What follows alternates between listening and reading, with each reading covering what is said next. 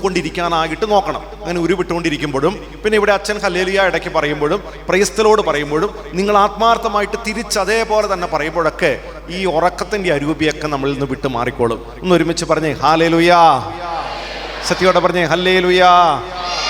പ്രിയപ്പെട്ടവർ, ഇന്നലെ നമ്മൾ ഒരു 7 കാര്യത്തെക്കുറിച്ച് പറഞ്ഞായിരുന്നു. അതൊക്കെ നിങ്ങളുടെ മനസ്സിൽ ഉണ്ടാകുമെന്ന് ഞാൻ വിചാരിക്കുന്നു. ചില തീരുമാനങ്ങളൊക്കെ നമ്മൾ എടുത്തു കാണും. അത് ജീവിക്കാനായിട്ട് പരിശ്രമിക്കുകയും ചെയ്യുക.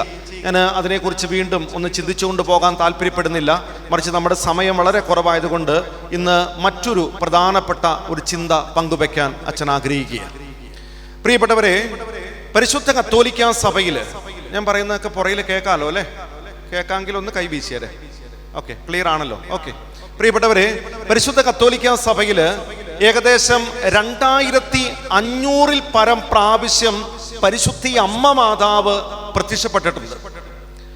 ഇതില് പരിശുദ്ധി അമ്മ മാതാവ് ഈശോയുടെ 2ാം വരവിനെ കുറിച്ച് പറയാനായിട്ട് തുടങ്ങിയത് 1581 പരിശുദ്ധി അമ്മ ഇക്വഡോറിൽ അവർ ലേഡി ഓഫ് ഗുഡ് സക്സസ് എന്ന് പറയുന്ന നാമത്തില് പ്രത്യക്ഷപ്പെട്ടു. അവിടെ പ്രത്യക്ഷപ്പെട്ടത് മരിയാന എന്ന് പറയുന്ന ഒരു ഗെയിൻ അല്പം കൂട്ടിയിട്ടാൽ മതി. മരിയാന എന്ന് പറയുന്ന ഒരു മകൾക്കാ പരിശുദ്ധി അമ്മ മാതാവ് പ്രത്യക്ഷപ്പെട്ടത്. ഈ മകൾക്ക് പരിശുദ്ധി അമ്മ 3 പ്രാവശ്യമാണ് പ്രത്യക്ഷപ്പെട്ടത്. അതിലെ 2ാമത്തെ പ്രത്യക്ഷീകരണം ഇപ്രകാരമായിരുന്നു. പരിശുദ്ധി അമ്മ അവളുടെ അടുത്തേക്ക് കടന്നു വന്നിട്ട് അവളെ ഒരു ദർശനം കാണിച്ചു കൊടുത്തു, ഒരു കാര്യം കാണിച്ചു കൊടുത്തു. മറ്റൊന്നുമല്ല, ഈശോ കൊണ്ട് പൊളയുന്ന ഒരു കാര്യം ഇങ്ങനെ കാണിച്ചു കൊടുക്കുക. ഇവൾ ഒറ്റ പ്രാവശ്യം നോക്കിയിട്ട് ഇവൾ ചങ്ക് പൊട്ടി കരയുക. അങ്ങോട്ട് കാണാൻ പറ്റുന്നില്ല, അവൾക്ക് ആ ദൃശ്യം അത് കാണാൻ പറ്റുന്നില്ല. അവൾ ചങ്ക് പൊട്ടി കരയാനായിട്ട് തുടങ്ങി. പ്രിയപ്പെട്ടവരെ, കരഞ്ഞുകൊണ്ട് നിൽക്കുന്ന ഈ മകളെ പതുക്കെ പോയി അമ്മ മാതാവ് തട്ടിക്കൊണ്ട് പറഞ്ഞു, കുഞ്ഞെ, നീ ഒന്നും കൂടി നോക്കിക്കേ, എൻ്റെ തിരുക്കുമാരന്റെ മുഖത്തേക്ക്, ശിരസിലേക്കൊന്ന് നോക്കിക്കേ. പ്രിയപ്പെട്ടവരെ, അവള് കണ്ണു തുറന്ന് ഒന്നും കൂടി ഇതാ കുരിശിൽ കിടന്ന് വേദന കൊണ്ട് പൊളയുന്ന ഈശോയുടെ മുഖത്തേക്ക്, ആ ശിരസിലേക്ക് അവൾ ഒന്നും കൂടി ഒന്ന് നോക്കുമ്പോൾ അവൾ കാണുന്ന ഒരു കാഴ്ചയുണ്ട്. ഈശോ എന്തുകൊണ്ടാണ് ഇത്രമാത്രം വേദനിക്കുന്നത് എന്നുള്ള ഒരു ദൃശ്യം അവിടെ കാണുകയാണ്. അവൾ കാണുന്ന കാഴ്ച ഇതാണ്. യേശുവിന്റെ ശിരസിലേക്ക് 3 വാള് വന്ന് കുത്തിക്കേറി നിൽക്കുക. ഈ കാണുന്ന 3 വാള് വന്ന് കുത്തിക്കേറി നിൽക്കുന്നത് കൊണ്ട് ഇത് സഹിക്കാൻ പറ്റാതെയാണ് ഈശോ ഇതുപോലെ വേദന കൊണ്ട് പൊളയുന്നത്. പ്രിയപ്പെട്ടവരെ, അവൾ ശ്രദ്ധിച്ചു നോക്കിയപ്പോൾ അവൾ കണ്ട മറ്റൊരു ദൃശ്യമുണ്ട്. മറ്റൊന്നുമല്ല, ഓരോ വാളയിലും എഴുതി വച്ചിരിക്കുക. ഒന്നാമത്തെ വാരമാണ് എഴുതി വച്ചിരിക്കുക, ദൈവനിന്ദ ഞാൻ ശിക്ഷിക്കും. 2ാമത്തെ വാളിൽ എഴുതി വച്ചിരിക്കുന്നു, ദൈവദൂഷണം ഞാൻ ശിക്ഷിക്കും. 3ാമത്തെ വാളിൽ ഇപ്രകാരം എഴുതി വെച്ചിരിക്കുന്നു, അശുദ്ധി ഞാൻ ശിക്ഷിക്കും. കേട്ടെ, ദൈവനിന്ദ ഞാൻ ശിക്ഷിക്കും, ദൈവദൂഷണം ഞാൻ ശിക്ഷിക്കും, അശുദ്ധി ഞാൻ ശിക്ഷിക്കും. പ്രിയപ്പെട്ടവരെ, ഇത് വായിച്ചു കഴിഞ്ഞ് അവൾ ശിരസ് താഴത്തേക്ക് താത്തിയ സമയത്ത് പരിശുദ്ധി അമ്മ അവളെ ചേർത്ത് നിർത്തിക്കൊണ്ട് ഇപ്രകാരം പറഞ്ഞു, കുഞ്ഞെ, ഇത് ഈ കാലഘട്ടത്തിൽ എന്ന് വെച്ചാൽ 1581 കാലഘട്ടത്തിൽ ഈ ലോകത്ത് സംഭവിക്കുന്ന പാപമല്ല, മറിച്ച് 21ാം നൂറ്റാണ്ട് മുതൽ ഈശോയുടെ 2ാം വരവ് വരെ, 21ാം നൂറ്റാണ്ട് മുതൽ ഈശോയുടെ 2ാം വരവ് വരെ ലോകത്ത് പടർന്നു പിടിക്കാൻ പോകുന്ന പാപമായിരിക്കും ഈ 3 പാപങ്ങൾ. അതുകൊണ്ട് ആ കാലഘട്ടത്തിൽ ജീവിക്കുന്ന മക്കൾ ഈ പാപത്തിൽ വീണ് നശിച്ചു പോകാതിരിക്കാൻ നീ ഇപ്പോഴേ പരിഹാരം ചെയ്യ്, പ്രായശ്ചിത്തം ചെയ്യ്, പ്രാർത്ഥിക്ക്. Praise the Lord. പറഞ്ഞേ ഹല്ലേലൂയ. സത്യോടെ പറഞ്ഞേ ഹല്ലേലൂയ. നമ്മൾ ചിന്തിച്ചു നോക്കിക്കേ പ്രിയപ്പെട്ടവരെ, ഈ 21ാം നൂറ്റാണ്ടിൽ ഏറ്റവും കൂടുതൽ ശക്തി പ്രാപിച്ചിരിക്കുന്ന 3 പാപം. 1 ദൈവനിന്ദ, 2 ദൈവദൂഷണം, 3 അശുദ്ധി. ഇന്ന് ഈ കാലഘട്ടത്തിൽ പലരും തിരിച്ചറിയുന്നില്ല എന്താണ് ദൈവനിന്ദ, എന്താണ് ദൈവദൂഷണം, എന്താണ് അശുദ്ധി. ദൈവത്തിന്റെ തിരുവചനം ഇപ്രകാരമാണ് പഠിപ്പിക്കുക. മത്തായിയുടെ സുവിശേഷം 12ാമത്തെ അധ്യായം 31ാമത്തെ വചനം ഇപ്രകാരം പഠിപ്പിക്കുന്നു, മനുഷ്യന്റെ എല്ലാ പാപവും ക്ഷമിക്കപ്പെടും, എന്നാൽ ആത്മാവിനെതിരായി ചെയ്യുന്ന പാപം ഒരിക്കലും ക്ഷമിക്കപ്പെടുകയില്ല. Praise the Lord. പറഞ്ഞേ ഹല്ലേലൂയ. സത്യോടെ പറഞ്ഞേ ഹല്ലേലൂയ. എന്ന് വെച്ചാൽ എൻ്റെ പ്രിയപ്പെട്ട മക്കളെ ഒന്ന് മനസ്സിലാക്കിക്കോ, ദൈവനിന്ദ, ദൈവദൂഷണം അതിൽ തന്നെ മാരക പാപം. അതിൻ്റെ രൂക്ഷമായിട്ടുള്ള ഭാവമാണ്, രൂപമാണ് പരിശുദ്ധാത്മാവിനെതിരായി ചെയ്യുന്ന നിന്ദയും ദൂഷണവും. Praise the Lord. പറഞ്ഞേ ഹല്ലേലൂയ. ശക്തിയോടെ പറഞ്ഞേ ഹല്ലേലൂയ. പ്രിയപ്പെട്ടവരെ, ഹെബ്രായർ ലേഖനത്തിൽ വളരെ വ്യക്തമായിട്ടും പഠിപ്പിക്കുന്നുണ്ട് എന്താണ് ദൈവനിന്ദ, എന്താണ് ദൈവദൂഷണം. അവിടെ പറഞ്ഞു തരുന്ന കാര്യം ഇതാണ്. 10-ാം അധ്യായം 29-ാമത്തെ വചനം പറയുന്നു, ദൈവപുത്രനെ പുച്ഛിച്ചു തള്ളുക, ശുദ്ധീകരിച്ച പുതിയ ഉടമ്പടിയുടെ രക്തത്തെ അശുദ്ധമാക്കുക, കൃപയുടെ ആത്മാവിനെ അവഗണിക്കുക, ദൈവത്തിന്റെയും ദൈവത്തിന്റെ പുത്രന്റെയും നാമത്തെ അവഹേളിക്കുക, ഇതെല്ലാം ദൈവനിന്ദയാണ്, ദൈവദൂഷണമാണ്. Praise the Lord. പറഞ്ഞേ ഹല്ലേലൂയ. എന്ന് വെച്ചാൽ ഇന്ന് ഈ കാലഘട്ടത്തിൽ പടർന്നു പിടിച്ചുകൊണ്ടിരിക്കുന്ന ദൈവനിന്ദ, ദൈവദൂഷണം പ്രധാനമായിട്ടും 5 കാര്യങ്ങൾ. 1, പരിശുദ്ധ കുർബാന നിന്ദ, പരിശുദ്ധ കുർബാനയ്ക്കെതിരായി ചെയ്യുന്ന ദൂഷണം. 2, പൗരോഹിത്യ നിന്ദ, പൗരോഹിത്യ ദൂഷണം. 3, സാബത്ത് നിന്ദ, സാബത്ത് ദൂഷണം. 4, പ്രിയപ്പെട്ടവരെ, 4-ാമത്തെ ദേവാലയ നിന്ദ, ദേവാലയ ദൂഷണം. 5, ദൈവത്തിന് സമർപ്പിക്കപ്പെടുന്നവരോടുള്ള നിന്ദയും ദൂഷണവും. ഇതാണ് ഏറ്റവും പ്രധാനപ്പെട്ട 6-ാമത്തെ കാര്യമാണ് ദൈവവചന നിന്ദ, ദൈവവചന ദൂഷണം. പ്രിയപ്പെട്ടവരെ, ഈ 6 കാര്യങ്ങളാണ് ഈ കാലഘട്ടത്തിൽ മനുഷ്യൻ ഏറ്റവും കൂടുതൽ ചെയ്തുകൊണ്ടിരിക്കുന്ന ഒരു മാരക പാപ ശക്തിയുടെ മേഖല. Price the Lord. പറഞ്ഞേ ഹല്ലേലൂയ. ശക്തിയോടെ പറഞ്ഞേ ഹല്ലേലൂയ. നമുക്ക് സമയമില്ലെങ്കിലും ഒന്ന് പെട്ടെന്ന് ഒന്ന് കേട്ടുപോകാം. 1-ാമത്തെ കാര്യമാണ് പരിശുദ്ധ കുർബാനയെ നിന്ദിക്കുക, അവഹേളിക്കുക, പുച്ഛിച്ചു തള്ളുക, അല്ലെങ്കിൽ വില കുറച്ച് കാണുക, അയോഗ്യതയോടുകൂടി ഒരുക്കമില്ലാതെ വിശ്വാസമില്ലാതെ കുർബാന സ്വീകരിക്കുക. ഇന്ന് ഈ കാലഘട്ടം നോക്കിക്കേ പ്രിയപ്പെട്ടവരെ, നമ്മളെല്ലാവരും പരിശുദ്ധ ബലിയർപ്പിച്ച് ഈശോയെ സ്വീകരിക്കുന്ന മക്കളാ. എന്റെ ചോദ്യം ഇതാണ്, 10 വർഷമായിട്ട്, 20 വർഷമായി, 30 വർഷമായിട്ട് പരിശുദ്ധ കുർബാന സ്വീകരിക്കുന്ന മക്കളാ നമ്മള്. ഈ പരിശുദ്ധ കുർബാനയിൽ ആരെയാ നമ്മൾ സ്വന്തമാക്കുന്നേ? പുറകെ പറഞ്ഞ ആരാ സ്വന്തമാക്കുന്നേ? ആ ഈശോ നിനക്കാരാ? ആ ഈശോ നിനക്കാരാ? ദൈവമാണ്, രക്ഷകനാണ്, സമാധാനത്തിന്റെ രാജാവാണ്, ഏതു പ്രശ്നവും പരിഹരിക്കാൻ ശക്തിയുള്ള നാഥനാണ്, ഏതു ബന്ധനവും അഴിച്ചു മാറ്റാൻ ശക്തിയുള്ള നാഥനാണ്, ഏതു രോഗവും സുഖപ്പെടുത്താൻ ശക്തിയുള്ള നാഥനാണ് നീ സ്വീകരിച്ച ജീവിക്കുന്ന ഈശോ. ആണോ? ആണോ? പക്ഷെ അന്ന് ചിന്തിച്ചു നോക്കിയ മക്കളെ, നമ്മൾ 10 വർഷമായി, 20 വർഷമായി, 30 വർഷമായി, 50 വർഷമായിട്ട് ഈ ജീവിക്കുന്ന ക്രിസ്തുവിനെ നമ്മൾ സ്വീകരിച്ചിട്ട് നമ്മുടെ ബന്ധനം അഴിഞ്ഞോ? നമ്മുടെ കെട്ട് പൊട്ടിയോ? നമ്മുടെ രോഗം മാറിയോ? നമ്മുടെ പ്രശ്നം മാറിയോ? നമുക്ക് സമാധാനം കിട്ടിയോ? ഇടയ്ക്ക് ഈ ഈശോയെ നമ്മൾ സ്വന്തമാക്കി, എന്നിട്ടും വല്ലതും കിട്ടിയോ? എന്തുകൊണ്ട് നമുക്ക് കിട്ടുന്നില്ല? വചനം പഠിപ്പിക്കുന്ന കാര്യപ്രകാരമാണ്. കൊരിന്തോസ് ലേഖനം 11-ാം അധ്യായം 27-ാമത്തെ വചനം പഠിപ്പിക്കുകയാണ്, നിങ്ങളിൽ പലരും രോഗികളാകാൻ കാരണം, നിങ്ങളുടെ ഇടയിൽ പലരും മരിക്കാൻ കാരണം അയോഗ്യതയോടുകൂടി ഒരുക്കമില്ലാതെ പരിശുദ്ധ കുർബാന സ്വീകരിച്ചതാ. നമ്മൾ സത്യത്തിൽ ഒരുക്കത്തോട് യോഗ്യതയോടും കൂടിയാണോ മക്കളെ കുർബാന സ്വീകരിക്കുന്നത്? ഒന്ന് കേട്ടെ. പരിശുദ്ധ കുർബാനയ്ക്ക് പ്രധാനമായിട്ട് 3 ഒരുക്കമുണ്ട്. 1, അകന്നയൊരുക്കം. 2, അടുത്തയൊരുക്കം. 3, അടുത്ത ഒരുക്കം. എല്ലാം ഒന്നും പറയാൻ സമയമില്ല, എന്നാലും ചില കാര്യം മാത്രം. അകന്നയൊരുക്കം എന്ന് വെച്ചാൽ, ഒരു വ്യക്തി ഞായറാഴ്ച രാവിലെ 7:30 പരിശുദ്ധ ബലിയർപ്പിക്കാനായിട്ട് പോകുന്നുണ്ടെങ്കിൽ ആ വ്യക്തി ഏറ്റവും ചുരുങ്ങിയത് എപ്പോഴാണ് ഒരുങ്ങി തുടങ്ങേണ്ടതെന്ന് അറിയണോ? ശനിയാഴ്ച രാവിലെ തൊട്ടെങ്കിലും. എന്താ ഒരുങ്ങണ്ടേ? 2 മേഖല. 1, ഹൃദയം ഒരുക്കണം. 2, ശരീരം ഒരുക്കണം. പരിശുദ്ധ ബലിക്ക് ഒരുങ്ങേണ്ട 2 പ്രധാനപ്പെട്ട മേഖലയാണ്. 1, ഹൃദയത്തിന്റെ ഒരുക്കം. 2, ശരീരത്തിന്റെ ഒരുക്കം. എന്താണ് ഹൃദയത്തിന്റെ ഒരുക്കം? പ്രിയപ്പെട്ട മക്കളെ, തിരിച്ചറിഞ്ഞുകൊള്ളുക. ഹൃദയത്തിന്റെ ഒരുക്കം മനസ്സിലാക്കണമെങ്കിൽ ഉൽപ്പത്തിയുടെ പുസ്തകം 4-ാം അധ്യായം 4-ാമത്തെ വചനം ഇങ്ങനെയാ പഠിപ്പിക്കുക, ആബേലിലും അവന്റെ ബലിയിലും ദൈവം സംപ്രീതനായി. കേട്ടെ, ആബേലിലും അവന്റെ ബലിയിലും ദൈവം സംപ്രീതനായി. ചോദ്യം, ദൈവം ആദ്യം എവിടെ സംപ്രീതനായി? ആബേലിലോ അല്ലെങ്കിൽ ബലിയിലോ? ഉറക്കെ പറഞ്ഞേ, എവിടെ സംപ്രീതനായി? വ്യക്തിയിലോ ബലിയിലോ? പറഞ്ഞേ, വ്യക്തിയിൽ. ഇവിടെ എന്താ മനസ്സിലാക്കണ്ടേ മക്കളെ? ഒരു വ്യക്തിയിൽ ദൈവം സംപ്രീതനായിട്ടേ ആ വ്യക്തി അർപ്പിക്കുന്ന ബലി ആര് സ്വീകരിക്കൂ? ദൈവം സ്വീകരിക്കൂ. ഇത് മനസ്സിലാകുന്നു നിങ്ങള്? ഒരു വ്യക്തിയിൽ ദൈവം സംപ്രീതനാകാതെ ആ വ്യക്തി അർപ്പിക്കുന്ന ബലി എന്തായി തീരുവാ? ചടങ്ങ്. ചടങ്ങ്. Price the Lord. പറഞ്ഞേ ഹല്ലേലൂയ.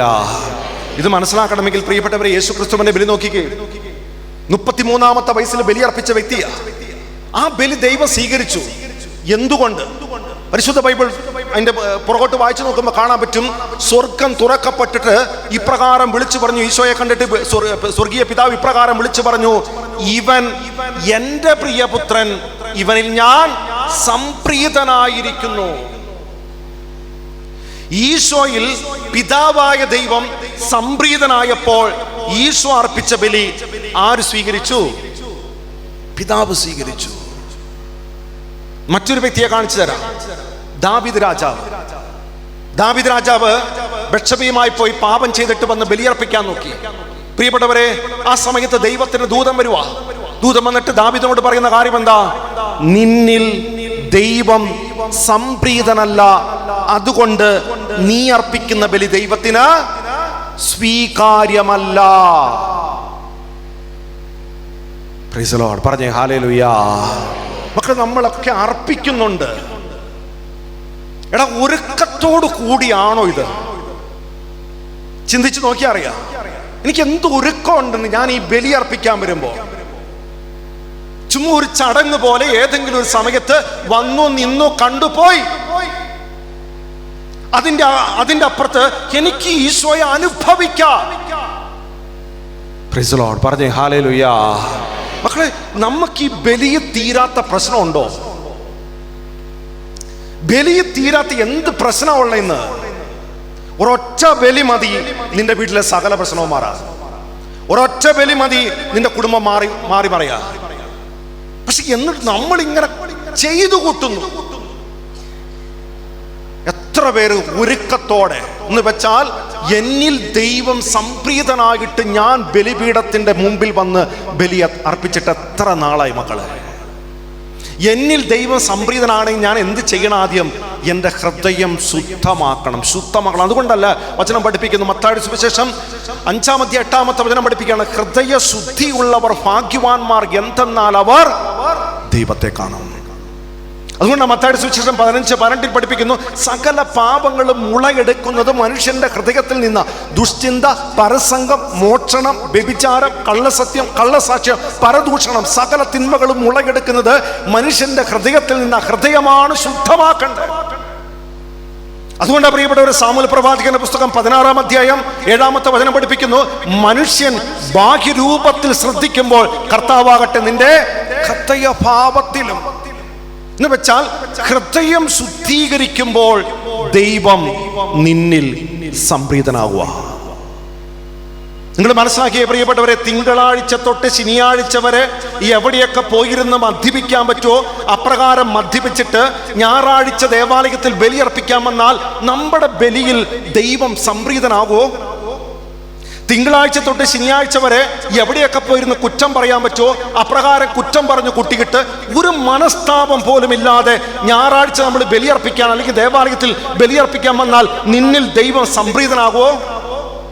തിങ്കളാഴ്ച തൊട്ട് ശനിയാഴ്ച വരെ ഏതൊക്കെ തെറ്റായ മാർഗത്തിലൂടെ പണം സമ്പാദിക്കാൻ പറ്റുമോ അപ്രകാരം സമ്പാദിച്ചിട്ട് ഞായറാഴ്ച ദേവാലയത്തിൽ ബലിയർപ്പിക്കാൻ വന്നാൽ നമ്മളിൽ ദൈവം സംപ്രീതനാകുമോ?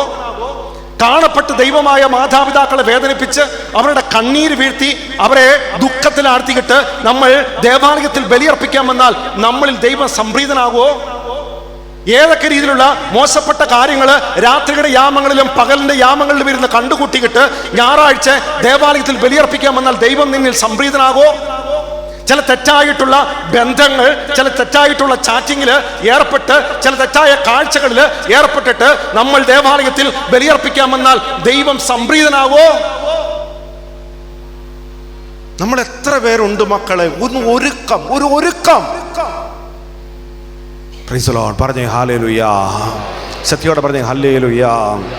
ഞാൻ പറഞ്ഞു വരുന്ന കാര്യം മക്കളെ, ഈ ഹൃദയം ഒരുക്കിയിട്ട്, ഹൃദയം ഒന്ന് ശുദ്ധീകരിച്ച്, നമ്മുടെ ജീവിതത്തിൽ കുറെ മാറേണ്ട മേഖല ഉണ്ടെന്ന്, അതൊക്കെ ഒന്ന് അത് മാറ്റി അത് തിരുത്തിയിട്ട് എന്നിൽ ദൈവം, ഞാൻ ഈ ബലിപീഠത്തിന്റെ മുമ്പിൽ നിൽക്കുമ്പോൾ എൻ്റെ അപ്പൻ എൻ്റെ ഉള്ളിലേക്ക് വരാൻ പറ്റുന്ന ഒരവസ്ഥ, എന്നിൽ സംപ്രീതനാകാൻ പറ്റുന്ന ഒരവസ്ഥ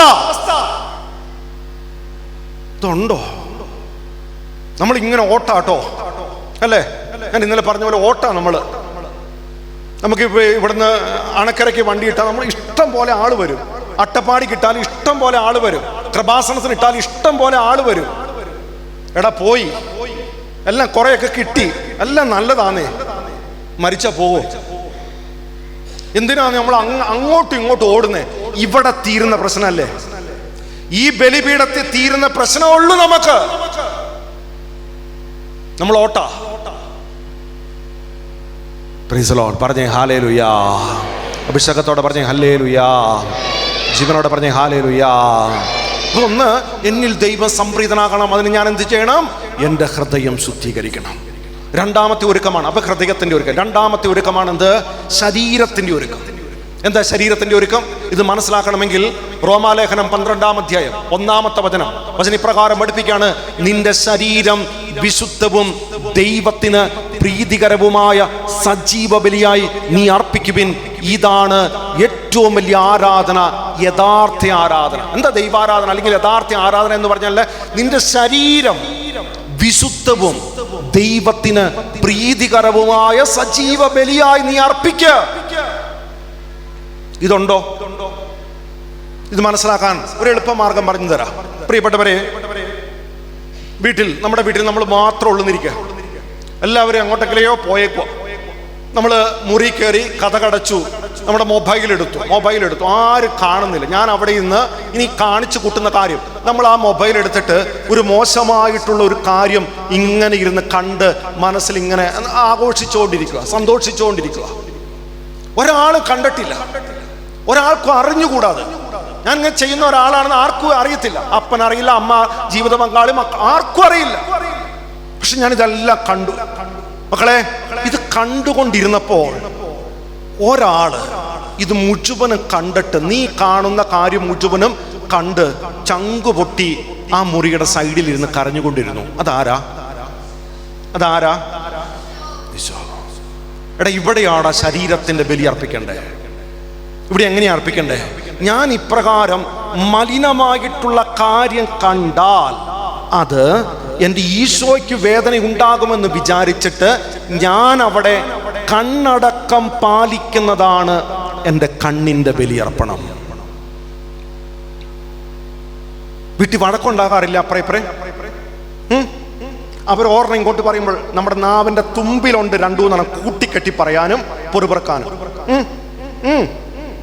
ഉണ്ടെന്നേ.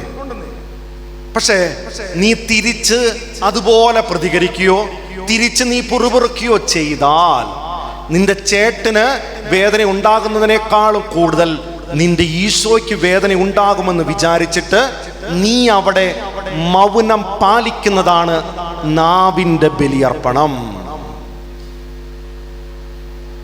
മനസ്സിലാകുന്നുണ്ടോ? നമ്മുടെ ഒരു കടയിൽ ഇപ്പോൾ പണ്ടൊക്കെ നമ്മുടെ വീട്ടിൽ അറിയാൻ പറ്റും. വീട്ടിൽ വൈകുന്നേരം അപ്പച്ചൻ കടയിലേക്ക് പോകുമ്പോൾ ഒരു ചെറിയ ലിസ്റ്റ് എഴുതി കൊടുത്തു വിടും. അത് പോയി മേടിക്കും. ഇന്നെല്ലാം നല്ല സൂപ്പർ മാർക്കറ്റുകളാണ്. അപ്പം നമ്മളവിടെ ചെല്ലുമ്പോൾ അത് മേടിക്കണം. ഇങ്ങനെ വെമ്പല. മക്കളെ, ഇതെല്ലാം മേടിച്ച് കൂട്ടുമ്പോൾ അതെൻ്റെ ഈശോയ്ക്ക് ഇഷ്ടമാകുന്നുണ്ട്. അതെൻ്റെ ഈശോയ്ക്ക് ഇഷ്ടമാകുന്നില്ലെങ്കിൽ ഞാൻ അവിടെ അത് മേടിക്കാതിരിക്കുന്നതാണ് എൻ്റെ ആഗ്രഹത്തിൻ്റെ ബലി എന്ന് വെച്ചാൽ കേട്ടെ, അനുദിന ജീവിതത്തിൽ ഒരു കാര്യം ചെയ്യുമ്പോൾ ആ പ്രവൃത്തി എൻ്റെ ഈശോയ്ക്ക് വേദന ഉണ്ടാകുന്ന പ്രവൃത്തിയാണെങ്കിൽ ഞാനത് ചെയ്യാതിരിക്കുന്നതാണ് എൻ്റെ ശരീരത്തിൻ്റെ ബലി. ഈ ബലി ഉണ്ടോ? എടാ, നമുക്കിതൊന്നും ചെയ്യാൻ താല്പര്യമില്ല. നമ്മുടെ പ്രശ്നം എവിടെയാ കിടക്കുന്നത്? നമ്മുടെ പ്രശ്നം എവിടെയാ കിടക്കണേ? നമുക്കിതൊന്നും ചേഞ്ച് ചെയ്യാൻ താല്പര്യമില്ല അല്ലേ? നമുക്ക് ഇങ്ങനെ അങ്ങോട്ട് പോകണം. പിന്നെ ഇവിടെ വരുമ്പോൾ ചോദിക്കുമ്പോൾ കിട്ടുകയും ചെയ്യണം. നമുക്കൊന്നും തിരുത്താൻ റെഡിയല്ല, ബലി അർപ്പിക്കാൻ റെഡിയാണ്, പക്ഷെ തിരുത്താതെ അർപ്പിക്കും. ഞാൻ ചോദിക്കുന്ന കാര്യം കിട്ടണം. അപ്പോഴാണ് ചിലവരുടെ അടുത്ത് പോയിരിക്കുമ്പോൾ പറയും 33 വിശ്വാസ പ്രമാണം പിടിപ്പിക്കുക. എത്ര നാളായി പിടിപ്പിക്കാൻ തുടങ്ങിയിട്ട്? 4 കൊന്ത, ഒരു കുരിശിന്റെ വഴി. അപ്പോഴാണ് രാവിലെ 5 തൊട്ട് 5:45 വരെ പ്രയർ. എടാ തിരുത്തിയോ? എടാ എടാ എടാ നിന്റെ ശരീരത്തിന്റെ ബലി ഇത് നടത്താൻ നമ്മൾ എവിടെ ചെന്ന് രക്ഷപ്പെടും മക്കളെ? നിങ്ങൾ കേട്ടെ പ്രിയപ്പെട്ട മക്കളെ, ഈ ഹൃദയത്തിന്റെ ബലിയും ഈ ശരീരത്തിന്റെ ബലിയും, ഈ 2 ബലിയർപ്പണം, ഈ 2 ബലി നിങ്ങളുടെ ജീവിതത്തിൽ നിങ്ങൾ നടത്തിയിട്ട് നിങ്ങൾ ഇവിടെ വാ. എപ്പോഴാ ശരീരത്തിന്റെ ബലി തുടങ്ങേണ്ടതെന്ന് അറിയാമോ? ഈ നട ഇറങ്ങുമ്പോ തുടങ്ങണം. നമ്മുടെ ചെരുപ്പിടുന്ന സമയത്ത് തുടങ്ങണം ശരീരത്തിന്റെ ബലി. അടുത്ത ബലിയർപ്പണത്തിന് സമയം വരെ ഈ ശരീരത്തിൽ ബലിയർപ്പിച്ചിട്ട് നിങ്ങൾ ഇവിടെ വാ. ഇവിടെ വന്നിട്ട് ഒരു നിയോഗം വെക്ക്. ആ നിയോഗത്തിൽ എൻ്റെ അപ്പം വരും. വിശ്വസിക്കുന്നെങ്കിൽ പറഞ്ഞേ ഹല്ലേലൂയാ. സത്യത്തോടെ പറഞ്ഞേ ഹല്ലേലൂയാ. മക്കളെ, ഇത് നമ്മൾ ചെയ്യാത്തത് കൊണ്ടാണ് പുതിയ തലമുറ പറയുന്ന കാര്യം എന്നറിയാമോ?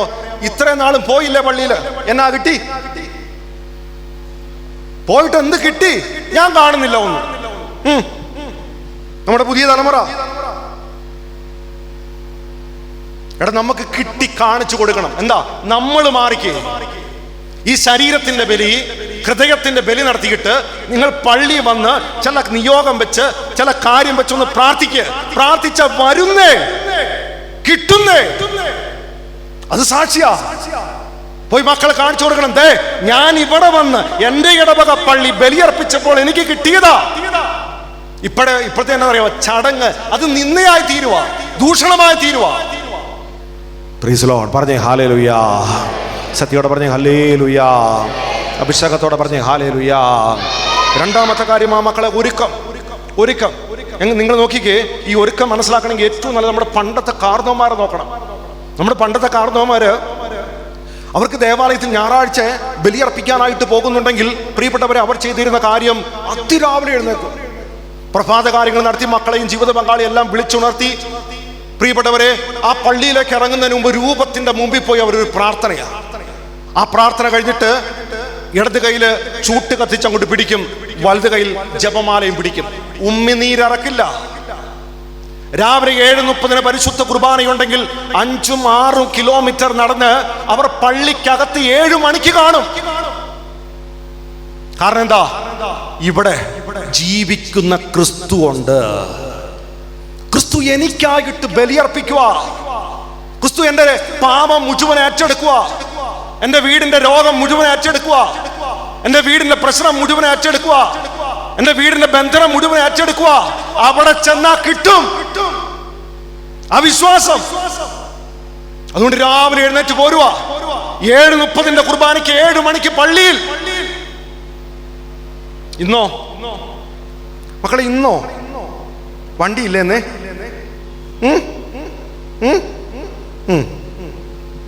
എല്ലാം ഉണ്ട്. എപ്പോഴാ ഇവിടെ വന്നേ? തുടങ്ങി. അച്ഛൻ പിടിപ്പിക്കട്ടെ.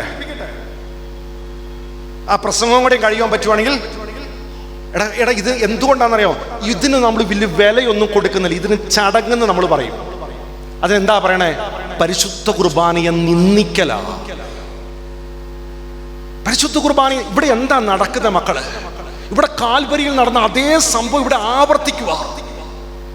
നിങ്ങൾ നോക്കിക്കേ, യേശുവിന്റെ ആ കാൽവരിയിലേക്കുള്ള യാത്ര വിശുദ്ധ ബ്രിജിത്തിന് വെളിപ്പെടുത്തി കൊടുത്തിരിക്കുന്ന അനുസരിച്ച് 150 പ്രാവശ്യമാണ് പടയാളികൾ ഈശോയുടെ ശിരസിൽ മാത്രം അടിച്ചത്. 108 പ്രാവശ്യം ഈശോയുടെ ഉദരത്തിൽ തൊഴിച്ചു. 80 പ്രാവശ്യം ഈശോയുടെ തോളിൽ തൊഴിച്ചു. പ്രിയപ്പെട്ടവരെ, ബ്രിജിത്തിന് വെളിപ്പെടുത്തിയിരിക്കുന്ന കണക്കനുസരിച്ച് 24 പ്രാവശ്യം ഈശോയുടെ താടി വലിച്ചു പറിച്ചു. ആ പറിച്ച സമയത്ത് എന്നാന്നറിയണോ? തൊലിയില്ല, ചുണ്ടില്ല. മീശ വലിച്ചു പറിച്ചപ്പോൾ ചുണ്ടില്ല. ശരീരം മുഴുവനും അടിച്ചപ്പോൾ ഈ മാംസ കഷ്ണം തെറിച്ചു പോയിട്ട് അതിന്റെ അകത്തെ അസ്ഥികൾ കാണാം, എല്ല് കാണാം. ഇതെന്താ? എന്റെ അപ്പൻ എന്റെ പാപത്തിന് പരിഹാരമായിട്ട് ഓരോ ദിവസവും ബലിയില് ഇവിടെ നടക്കോ? ഇത്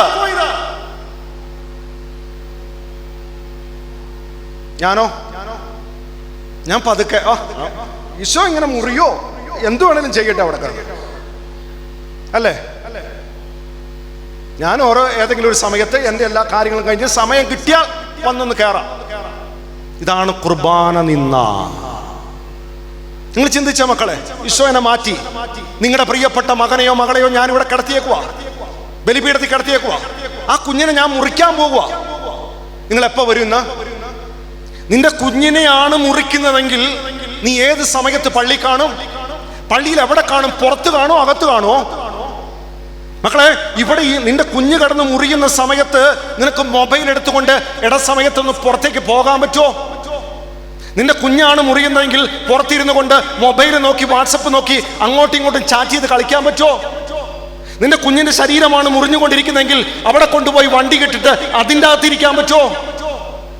ഈ നിന്റെ കുഞ്ഞ് മുറിഞ്ഞുകൊണ്ടിരിക്കുന്ന സമയത്ത് എനിക്കൊരു വിവാഹത്തിന് പോകാനുണ്ടെന്ന് പറഞ്ഞുകൊണ്ട് അങ്ങോട്ട് പോകോ?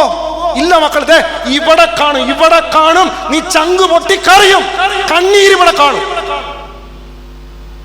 ജീവിക്കുന്ന ഈശോയോ നമ്മുടെ അപ്പൻ. എടാ, നമ്മുടെ അപ്പൻ ദിവസവും ഇവിടെ കിടന്ന് മുറിഞ്ഞിട്ട് ഒരു തുള്ളി കണ്ണീര് ഈ കാണുന്ന ദേവാലയത്തിൽ എന്റെ കണ്ണീര് വീണിട്ടുണ്ടോ? ഞാൻ എന്തിട്ട് സ്നേഹം എന്നാ പറയണേ? പറയുമ്പോ പറയും ഈശോയെ ഭയങ്കര ഇഷ്ട സ്നേഹ. എടാ, സ്നേഹം ഉണ്ടേ. എൻ്റെ അപ്പൻ എനിക്ക് വേണ്ടി ഓരോ ദിവസവും ബലിയായി ഇവിടെ മുറിയപ്പെടുന്ന സമയത്ത് എന്റെ കണ്ണീന്ന് ഒരു തുള്ളി വെള്ളം വരാത്ത? നമ്മൾ എന്ത് ചെയ്യണേ? കയ്യും കെട്ടി അങ്ങോട്ടും നോക്കി ഇങ്ങോട്ടും നോക്കി ഏതെങ്കിലും സമയത്ത് ഒരുക്കമില്ല, വിലയില്ല. പരിശുദ്ധ കുർബാന നിന്ന ഇത് ഇഷ്ടം പോലെ കൂടിയില്ല മക്കളെ. അതാണ് 1581 മരിയാനയ്ക്ക് പരിശുദ്ധി അമ്മ വെളിപ്പെടുത്തി കൊടുത്തതാ. 21-ാം നൂറ്റാണ്ട് മുതൽ പടർന്ന് പിടിക്കുന്ന കാര്യം പരിശുദ്ധ കുർബാനയുടെ ദൂഷണം. നമ്മൾക്ക് എന്നാ ഇപ്പൊ നമ്മളൊക്കെ രക്ഷപ്പെട്ട എങ്ങനെയാ? അവിടെ ഭയങ്കര അടിയാച്ചാ. എവിടെ? നമ്മൾ തമിഴ്നാട്ടിലാലോ, കേരളത്തില്. എടാ, അടി വീട്, അതെന്തെങ്കിലും പരിഹാരമാകട്ടെ. നമ്മളത് നോക്കാൻ പോകണ്ട. നമ്മളെങ്ങനെയാ? നമ്മൾ ഈ പരിശുദ്ധ കുർബാനയോട് കാണിക്കുന്ന പരിപാടി എന്താ? Price the Lord. പറഞ്ഞേ ഹല്ലേലൂയ. അഭിഷേകത്തോടെ പറഞ്ഞേ ഹല്ലേലൂയ. ജീവനോടെ പറഞ്ഞേ ഹല്ലേലൂയ. മക്കളെ, ആർക്കാ പരിശുദ്ധ കുർബാന സ്വീകരിക്കാൻ യോഗ്യത? പരിശുദ്ധ കുർബാനയിൽ 2 മുറിക്കപ്പെടലുണ്ട്. ഒന്ന് വചനം മുറിക്കപ്പെടൽ, 2 അപ്പം മുറിക്കപ്പെടൽ. ഈ വചനം മുറിക്കപ്പെടുന്ന സമയത്ത് നീ എവിടെ കാണണം? ദേവാലയത്തിന്റെ അകത്തുണ്ടാകണം. 2 വചനം മുറിച്ച് തരുമ്പോൾ, വചനം വിളമ്പി തരുമ്പോൾ സ്നേഹത്തോടെ സ്വീകരിക്കണം. 3 അതിനെക്കുറിച്ച് പുരോഹിതൻ വ്യാഖ്യാനിച്ചു തരുമ്പോൾ അത് സ്വീകരിച്ച് അതിൽ തിരുത്തേണ്ട കാര്യം അതിൽ പ്രകാരം നിന്റെ ജീവിതത്തിൽ തിരുത്തേണ്ട കാര്യമുണ്ടെങ്കിൽ തിരുത്താൻ തീരുമാനമെടുക്കുന്നവർക്കുള്ള കാര്യമാണ് കുർബാന സ്വീകരണം. ഞാൻ കേട്ടു, ഇതൊക്കെ അവർക്കുള്ളതാണ്, ഇത് നമുക്കല്ല, ഇത് അവർക്കാ. ഈ കുർബാന ഇതിന് ശേഷം എന്താ? കാഴ്ച സമർപ്പണം നടക്കുന്നുണ്ട്. ഇവിടെ നടക്കുന്ന കാര്യം എന്ന് പറയുന്ന മക്കളെ, ഇവിടെ കുരിശിൽ ഇവിടെ അച്ഛൻ കാസയും പീലാസയും എടുത്ത് ഉയർത്തുന്ന സമയം. ഈ സമയത്ത് നടക്കുന്ന കാര്യം, ഈശോ ഇതുപോലെ ബലിപീഠത്തിന് തൊട്ട് മുകളിൽ കുരിശിൽ കിടന്ന് വേദന കൊണ്ട് പൊളയുക. പുരോഹിതൻ ചെയ്യുന്ന ഒരു കാര്യമുണ്ട്. പുരോഹിതൻ ചെയ്യുന്ന ഒരു കാര്യമുണ്ട്. തന്റെ വലത് കൈ ഉയർത്തിയിട്ട് ആ ശരീരത്തിൽ നിന്നും ഹൃദയം പറിച്ചെടുത്ത് പീലാസയിലേക്ക് വെക്കും. അവിടുന്ന് രക്തം ഒഴുകുമ്പോൾ കാസ ഉയർത്തിപ്പിടിച്ചാൽ ശേഖരിക്കും. എന്ന് വെച്ചാൽ ജീവന്റെ തുടുപ്പുള്ള രക്തവും ജീവന്റെ തുടുപ്പുള്ള ഹൃദയവും പുരോഹിതന്റെ കയ്യിൽ. കുറച്ചുകൂടെ കഴിയുമ്പോൾ പുരോഹിതൻ ചെയ്യുന്ന കാര്യം എന്താ? ആ ജീവന്റെ തുടുപ്പുള്ള ഹൃദയം 2ആയിട്ട് അങ്ങോട്ട് പിളർത്തുക. കുറച്ചുകൂടെ കഴിയുമ്പോൾ ചെയ്യുന്ന കാര്യം എന്താ? ആ ജീവന്റെ തുടുപ്പുള്ള ഹൃദയം എടുത്ത് നിന്റെ അധരത്തിൽ വെച്ച് തരുക. ആരാ ഇത് യോഗ്യതയോടെ ഒന്ന് സ്വീകരിക്കുന്നേ? ആരാ യോഗ്യതയോടെ സ്വീകരിക്കുന്നേ? Praise the Lord. പറഞ്ഞേ ഹല്ലേലൂയ. ശക്തിയോടെ പറഞ്ഞേ ഹല്ലേലൂയ. ഇനി പറഞ്ഞു വരുന്ന കാര്യം, മക്കളെ, നിങ്ങൾ ഈ പരിശുദ്ധ കുർബാനയെ നിന്ദിക്കല്ലേ, ദേഷിക്കല്ലേ. ഇതൊരു ഒരു ചടങ്ങായി തീർക്കല്ലേ, ഇതിനെ വില കുറച്ച് കാണല്ലേ, ഇതിനെ അവഹേളിക്കല്ലേ, ഇത് അയോഗ്യതയോടുകൂടി വരല്ലേ, ചെയ്യല്ലേ, തൊടല്ലേ. പറഞ്ഞേ ഹല്ലേലൂയ. നമ്മുടെ ജീവിതത്തിൽ ഇതൊക്കെ ഉണ്ടായിട്ടുണ്ടെങ്കിൽ മക്കളെ തിരുത്തണം. ഇത് തിരുത്തി നീ പരിശുദ്ധ കുർബാനയിൽ ചേർത്ത് പിടിക്കാൻ തുടങ്ങിയാറുണ്ടല്ലോ, നിന്റെ കുടുംബം മാറും, നിന്റെ ബിസിനസ് മാറും, നിന്റെ പ്രശ്നം മാറും, നിന്റെ മക്കൾ മാറും. Price the Lord. പറഞ്ഞേ ഹല്ലേലൂയ. ഓടണ്ടടാ, ഒറ്റ സ്ഥലത്തേക്ക് ഓടണ്ട, ഒറ്റ സ്ഥലത്ത് ഓടണം. നീ ഓടി മടുത്തിട്ടേ ഉള്ളൂ. നീ മാറി പരീക്ഷിച്ച് നോക്കിയിട്ടും ഒന്ന് മാറുമ്പോൾ അടുത്താ വന്നേക്കണേ. ഒന്ന് കിട്ടി, പക്ഷേ അതൊന്ന് കിട്ടിക്കഴിഞ്ഞപ്പോൾ അടുത്ത് വന്നു അല്ലേ. ഇതുണ്ടെങ്കിലുണ്ടല്ലോ, അച്ഛൻ പറഞ്ഞ പോലെ ഒന്ന് ബലിയർപ്പിക്കാൻ തുടങ്ങിയാൽ മക്കളെ ഒന്നും ഓടണ്ട, നിലനിൽക്കുക. Praise the Lord. പറഞ്ഞേ ഹല്ലേലൂയ. അഭിഷേകത്തോടെ പറഞ്ഞേ ഹല്ലേലൂയ. ജീവനോടെ പറഞ്ഞേ ഹല്ലേലൂയ. അപ്പോൾ ഒന്നാമത്തെയാണ് പരിശുദ്ധ. ഇത് കുറച്ചും കൂടി പറയണം, ഞാനൊന്നും പറയാം, അത്യാവശ്യം ഒന്ന് മനസ്സിലാക്കുക. പരിശുദ്ധ കുർബാനയെ നിന്ദിക്കരുത്, പരിശുദ്ധ കുർബാനയെ ദ്വേഷിക്കരുത്. രണ്ടാമത്തെ കാര്യമാണ് പൗരോഹിത്യ നിന്ന. പ്രിയപ്പെട്ടവരെ, ദൈവത്തിന്റെ അനുഗ്രഹം കൊടുക്കുന്ന ചാനൽ ആരൊക്കെയാണെന്നറിയാമോ? പ്രധാനമായിട്ടും 3 ചാനലാണ്. 1 പുരോഹിതർ, 2 മാതാപിതാക്കൾ, 3 ഗുരുക്കന്മാർ. ദൈവാനുഗ്രഹം ഒഴുകുന്ന 3 ചാനലുകളാണ് പൗരോഹിത്യം, മാതാപിതാക്കൾ, ഗുരുക്കന്മാർ. പ്രിയപ്പെട്ട മക്കളെ, ഒരു പുരോഹിതനെ നിന്ദിക്കുമ്പോൾ, ഒരു പുരോഹിതനെ വേദനിപ്പിക്കുമ്പോൾ, ഒരു പുരോഹിതനെ തകർക്കുമ്പോൾ, ഒരു പുരോഹിതന്റെ സൽപ്പേര് കളയുമ്പോൾ എന്താ സംഭവിക്കുന്നേ? അനുഗ്രഹച്ചാല് ബ്ലോക്കാവും. അത് ബ്ലോക്കാവും. ഇത് ബ്ലോക്കായി കഴിഞ്ഞാൽ പിന്നെ നെക്സ്റ്റ് സ്റ്റെപ്പ് എന്നറിയാമോ? സാത്താൻ അടിക്കാൻ തുടങ്ങും നിങ്ങളെ. ഇത് അടി കിട്ടുമ്പോൾ നിങ്ങൾ പറയണ എന്നറിയാമോ? അച്ഛന്മാരെന്തെങ്കിലും ചെയ്തിട്ടാ? അല്ല, അച്ഛൻ ചെയ്തിട്ടല്ല ജീവിതത്തിൽ പ്രശ്നം വന്നേക്കണേ. മറിച്ച് അനുഗ്രഹച്ചാല് ബ്ലോക്കായവരെ നോക്കിക്കോ, സാത്താൻ അടിക്കാൻ തുടങ്ങും. അങ്ങനെ അടിക്കുമ്പോൾ അവർ ആർക്കെതിരെ തിരിയും? അച്ഛനെതിരെ തിരിയും, സഭയ്ക്കെതിരെ തിരിയും, ഉദാസക്കെതിരെ തിരിയും. ഈ തിരിഞ്ഞാൽ അവന് കിട്ടുന്ന ഗുണം എന്താ? അവന് ഈസി ആയിട്ട് ആ വിത്തി എടുക്കാം. Price the Lord. പറഞ്ഞേ ഹല്ലേലൂയ. എന്നെ ഒത്തിരിയേറെ വേദനിപ്പിച്ചൊരു കാര്യം, ഇപ്പോഴും എൻ്റെ ഉള്ളിൽ ഒരു വേദനയായിട്ട് തന്നെ നിൽക്കുന്ന ഒരു കാര്യം ഞാൻ പറയാം. ഒരു സ്ഥലത്ത് ഇതുപോലെ ധ്യാനിപ്പിക്കാൻ ചെന്നു.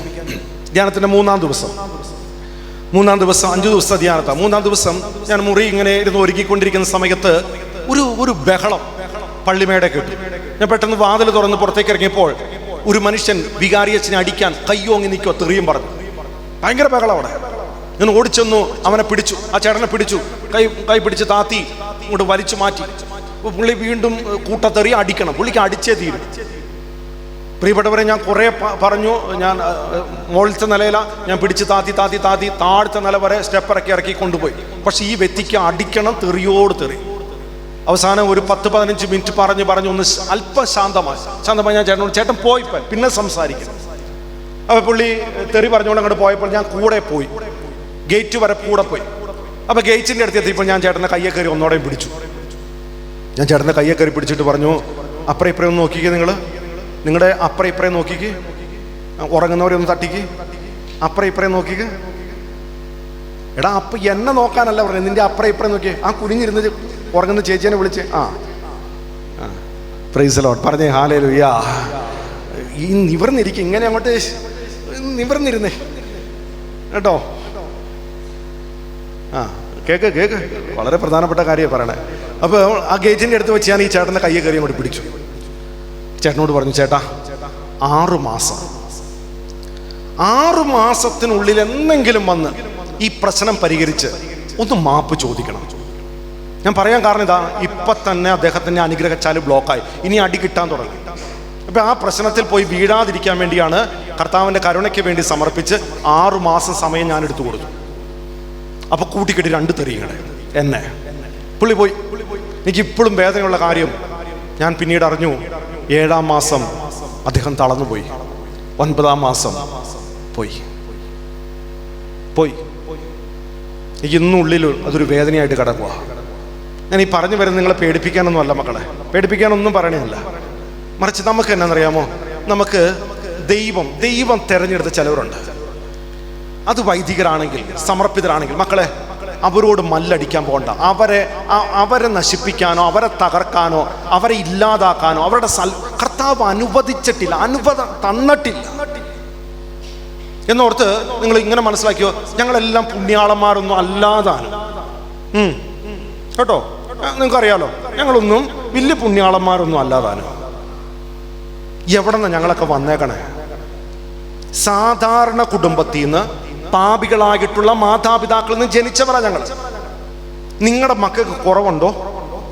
ഇല്ലേ? നിങ്ങൾക്കുണ്ടായ കുഞ്ഞുങ്ങൾക്ക് കുറവുണ്ടോ? കുറവുകളുണ്ട്, ബലഹീനതകളുണ്ട്. എങ്ങനെ കിട്ടിയ ആ ബലഹീനത, കുറവ്? നിങ്ങളുടെ ബ്ലഡിലൂടെ നിങ്ങളുടെ മക്കൾക്ക് കിട്ടിയതാ. ഇതുപോലെ ഞങ്ങൾ ജനിച്ചപ്പോഴും മാതാപിതാക്കളിൽ നിന്ന്, സ്വർഗത്തിൽ നിന്ന് നൂലിട്ടിറക്കിയതല്ല മക്കളെ. മാതാപിതാക്കളുണ്ട്, അവരുടെ കുറവ് എവിടെ പോയി ഫോർമേഷൻ നടത്തിയാലും ആ കുറവ് ബ്ലഡിലുണ്ടത്.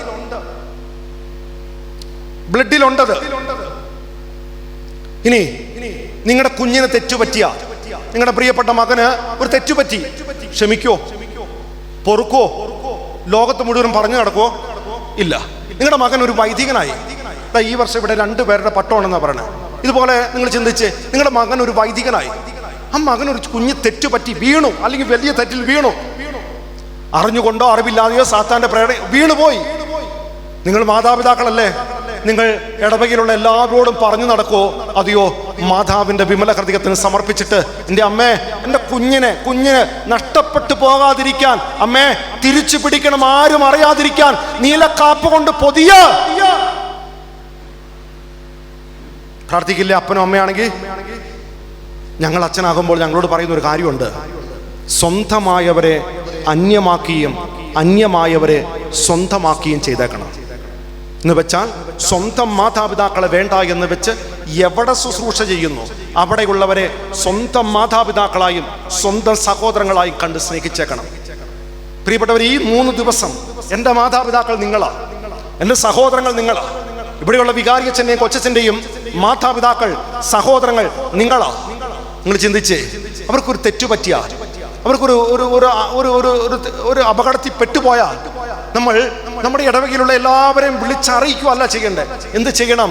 നിങ്ങളാണ് മാതാപിതാക്കളെങ്കിൽ, നിങ്ങളാണ് സഹോദരങ്ങളിൽ, നിങ്ങൾ അവരോട് പറയാം. 2 അമ്മ മാതാവിനോടും ഈശോയോടും പറഞ്ഞ് അത് പൊതിഞ്ഞു പിടിച്ചോണം. അവർക്ക് കൂട്ടായിട്ട് നിന്ന് അവരെ ആ കയത്തിൽ നിന്ന് രക്ഷിക്കണം.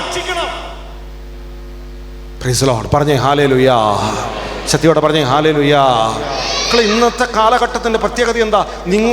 നിങ്ങളുടെ ചുറ്റും ഒരു 10 സാത്താനുണ്ടെങ്കിൽ ഞങ്ങളുടെ ചുറ്റും ഒരു 50 എണ്ണം ഉണ്ട് ഞങ്ങളെ വീഴ്ത്താൻ. നിങ്ങളിൽ ഒരാൾ വീണാൽ ആ വീട്ടിലെ 5 or 6 പോകുള്ളൂ. ഞങ്ങൾ ഒരാൾ വീണാൽ ചിലപ്പോൾ ഒരു ഇടവക മൊത്തം പോകും. അതുകൊണ്ട് പ്രിയപ്പെട്ടവരെ, നിങ്ങളോട് ഞാൻ പറയുന്ന കാര്യം ഇതാണ്, നിങ്ങൾ വൈദികരെ നിന്ദിക്കല്ലേ, കുറ്റപ്പെടുത്തല്ലേ, തകർക്കല്ലേ, മറിച്ച് അവർക്ക് വേണ്ടി പ്രാർത്ഥിക്കാൻ തുടങ്ങി. നിങ്ങൾ ജപമാല ചൊല്ലുമ്പോൾ 5ാമത്തെ രഹസ്യം നിങ്ങൾ വൈദികർക്ക് വേണ്ടി ചൊല്ലിക്കുക. പ്രിയപ്പെട്ടവർ, നിങ്ങൾ ബലിയർപ്പിക്കാൻ വരുമ്പോൾ ആ കാസയിലും പിലാസയിലും വൈദികനെ സമർപ്പിച്ചൊന്ന് പ്രാർത്ഥിച്ചേ. ഞാൻ പലപ്പോഴും പറഞ്ഞു കൊടുക്കുന്ന ഒരു കാര്യമുണ്ട്, ഓരോ കത്തോലിക്ക കുടുംബവും ഒരു വൈദികനെ ദത്തെടുക്കുകയാണെങ്കിൽ, ആത്മീയമായിട്ട് മാത്രം, വൈദികന് പോലും അറിയണ്ട, ആത്മീയമായിട്ട് മാത്രം ദത്തെടുത്തേ. ആ വൈദികനെ അറിയണ്ട. ചെയ്യേണ്ട 2 കാര്യം. 1, ജപമാല ചൊല്ലുമ്പോൾ 5ാമത്തെ രഹസ്യം നീ ദത്തെടുത്ത വൈദികന് വേണ്ടി കാഴ്ചവെക്കണം. 2, നീ ബലിയർപ്പിക്കാൻ ദേവാലയത്തിൽ ചെല്ലുമ്പോൾ നിന്റെ മക്കൾക്ക് വേണ്ടി പ്രാർത്ഥിക്കുന്ന പോലെ ആ കാസയിലും പിലാസയിലും ആ വൈദികനെ, ദത്തെടുത്ത വൈദികനെ സമർപ്പിച്ച് ആ വൈദികന് വേണ്ടി പ്രാർത്ഥിക്കണം. ഇത് ചെയ്താൽ മതി. നിങ്ങൾക്ക് എന്ത് ഗുണം കിട്ടും? ഏത് വൈദികനെയാണോ ദത്തെടുത്തിരിക്കുന്നത് ആ വൈദികൻ ലോകത്ത് എവിടെ വെച്ച് അർപ്പിക്കുന്ന പരിശുദ്ധ കുർബാനയാകട്ടെ, ആ കുർബാനയിലൂടെ കൊടുക്കുന്ന കൃപ, അഭിഷേകം നിന്റെ കുടുംബത്തിലേക്ക് വന്നുകൊണ്ടിരിക്കും. Price the Lord. പറഞ്ഞേ ഹല്ലേലൂയ. സത്യയോടെ പറഞ്ഞേ ഹല്ലേലൂയ. നിങ്ങളുടെ വികാരിയച്ഛനെ കുറച്ച് പേര് ദത്തെടുത്തേ, നിങ്ങളുടെ കൊച്ചച്ഛനെ ദത്തെടുത്തേ, നിങ്ങളുടെ മുൻ വികാരിമാര്, മുൻ കുച്ചച്ഛന്മാര്, നിങ്ങളുടെ സ്വന്തക്കാരായ വൈദികർ, ഫ്രണ്ട്സ് ആയിട്ടുള്ള വൈദികർ, ദത്തെടുക്കുക. അറിയാവുന്ന വൈദികരെയൊക്കെ ഓരോ കുടുംബം ദത്തെടുക്കുക. ഇനി ആരെയും കിട്ടുന്നില്ല, എന്നെ പിടിച്ചു ദത്തെടുത്ത് പ്രാർത്ഥിക്കുക. പ്രിയപ്പെട്ടവരെ, നിങ്ങൾ ഓർക്കും അച്ഛന്മാർ ഭയങ്കര സുഖമാണ്, വണ്ടിയുണ്ട്, മൊബൈലുണ്ട്, ഇങ്ങനെ നടന്നാൽ മതിയല്ലോ. ഒരു 75 വയസ്സ് കഴിഞ്ഞ ഒരു അച്ഛൻ്റെയൊക്കെ വേദന മനസ്സിലാക്കിയിട്ടുണ്ടോ? ആരുണ്ട് അതിനോട് പോയി ഒന്ന് മിണ്ടാ.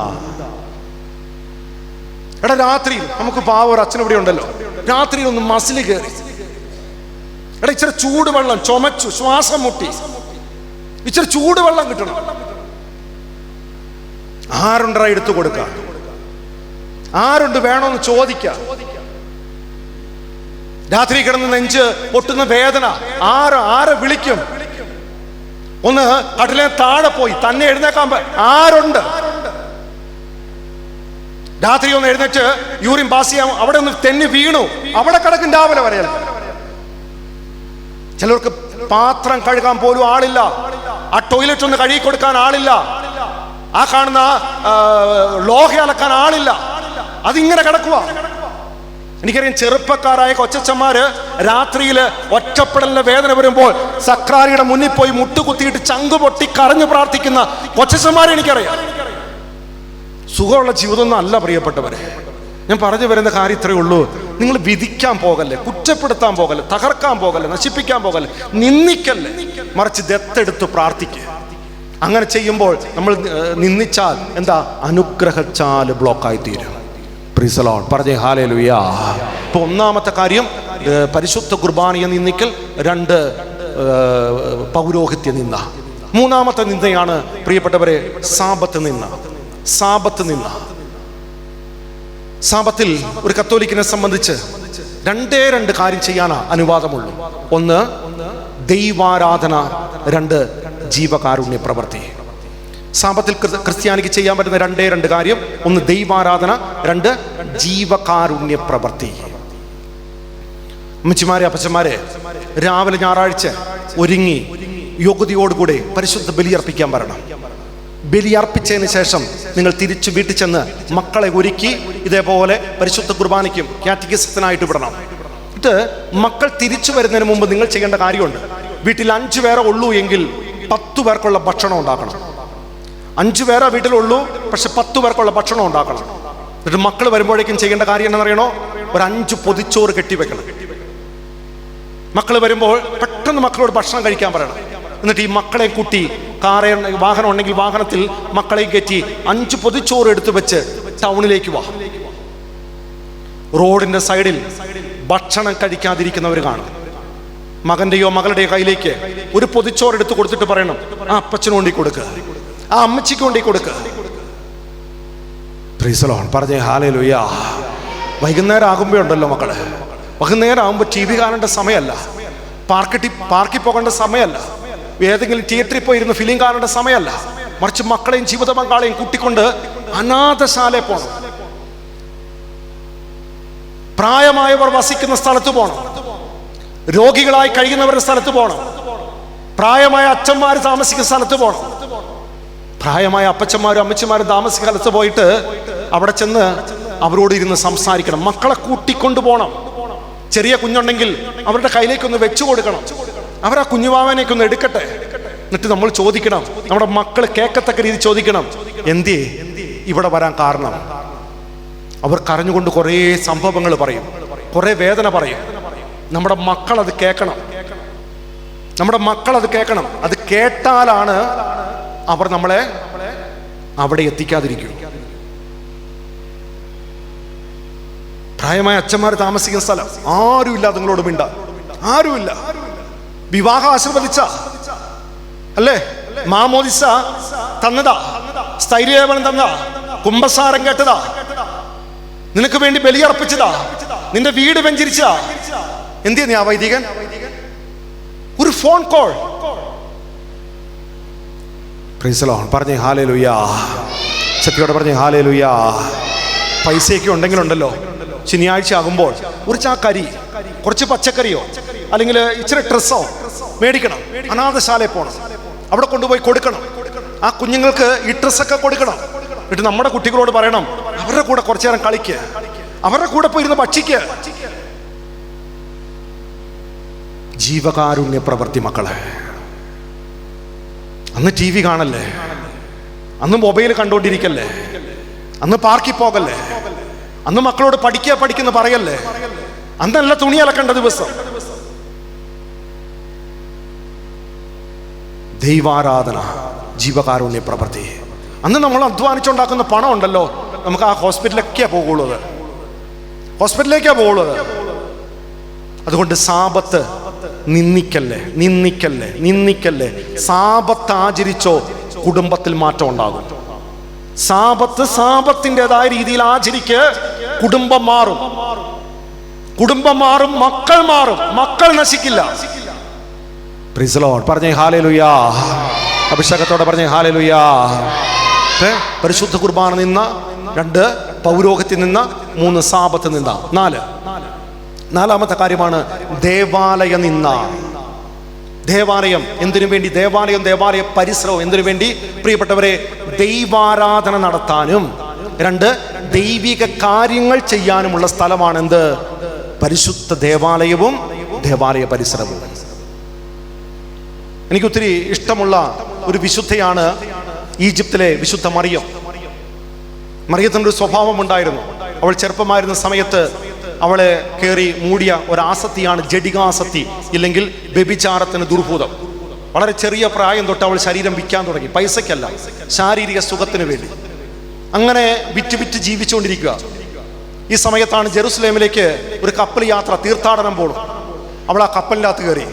അവൾ ജെറുസലേമിലേക്ക് ദേവാലയത്തിൽ പോകാൻ വേണ്ടിയൊന്നും അല്ലായിരുന്നു, മറിച്ച് ആ കപ്പലിലുള്ളവരുമായിട്ട് പാപം ചെയ്യാം. അവൾ ആ കപ്പലിൽ കയറി. പ്രിയപ്പെട്ടവരെ, ജെറുസലേമിൽ വന്ന് കപ്പലിറങ്ങി എല്ലാവരുടെയും കൂടെ എന്നാൽ ദേവാലയം വരെ ഒന്ന് പോകാമെന്നോർത്തുകൊണ്ട് അവൾ ജെറുസലേം ദേവാലയത്തിന്റെ മുഖ്യ കവാടത്തിന്റെ ഫ്രണ്ടിൽ വന്നു. കാലെടുത്ത് വെക്കാൻ നോക്കുമ്പോൾ അവൾക്ക് മുന്നോട്ട് കയറാൻ പറ്റുന്നില്ല, മുന്നോട്ട് കയറാൻ പറ്റുന്നില്ല എന്ന് വെച്ചാൽ ദേവാലയത്തിന്റെ അകത്തേക്ക് വരാൻ പറ്റുന്നില്ല. അവൾ അവിടെ ചങ്കു പൊട്ടി അങ്ങോട്ട് ഇരുന്ന് കരയാൻ തുടങ്ങി. എല്ലാവരും അകത്ത് കയറി, ഇവൾക്ക് മാത്രം പറ്റുന്നില്ല. അവൾ താൻ ചെയ്ത പാപത്തെ ഓർത്ത് ചങ്കു പൊട്ടി കരയാൻ തുടങ്ങി. അവൾ ചെയ്ത കാര്യം എന്നറിയണോ? ഇതിന് പരിഹാരം ചെയ്യണം. അതിനവൾ മരുഭൂമിയിലേക്ക് പോയി. മരുഭൂമി പോയി ഏകദേശം 35 വർഷക്കാലം വെള്ളവും പച്ചിലയും മാത്രം കഴിച്ച് അവൾ പരിഹാരം ചെയ്ത് ജീവിക്കാൻ തുടങ്ങി.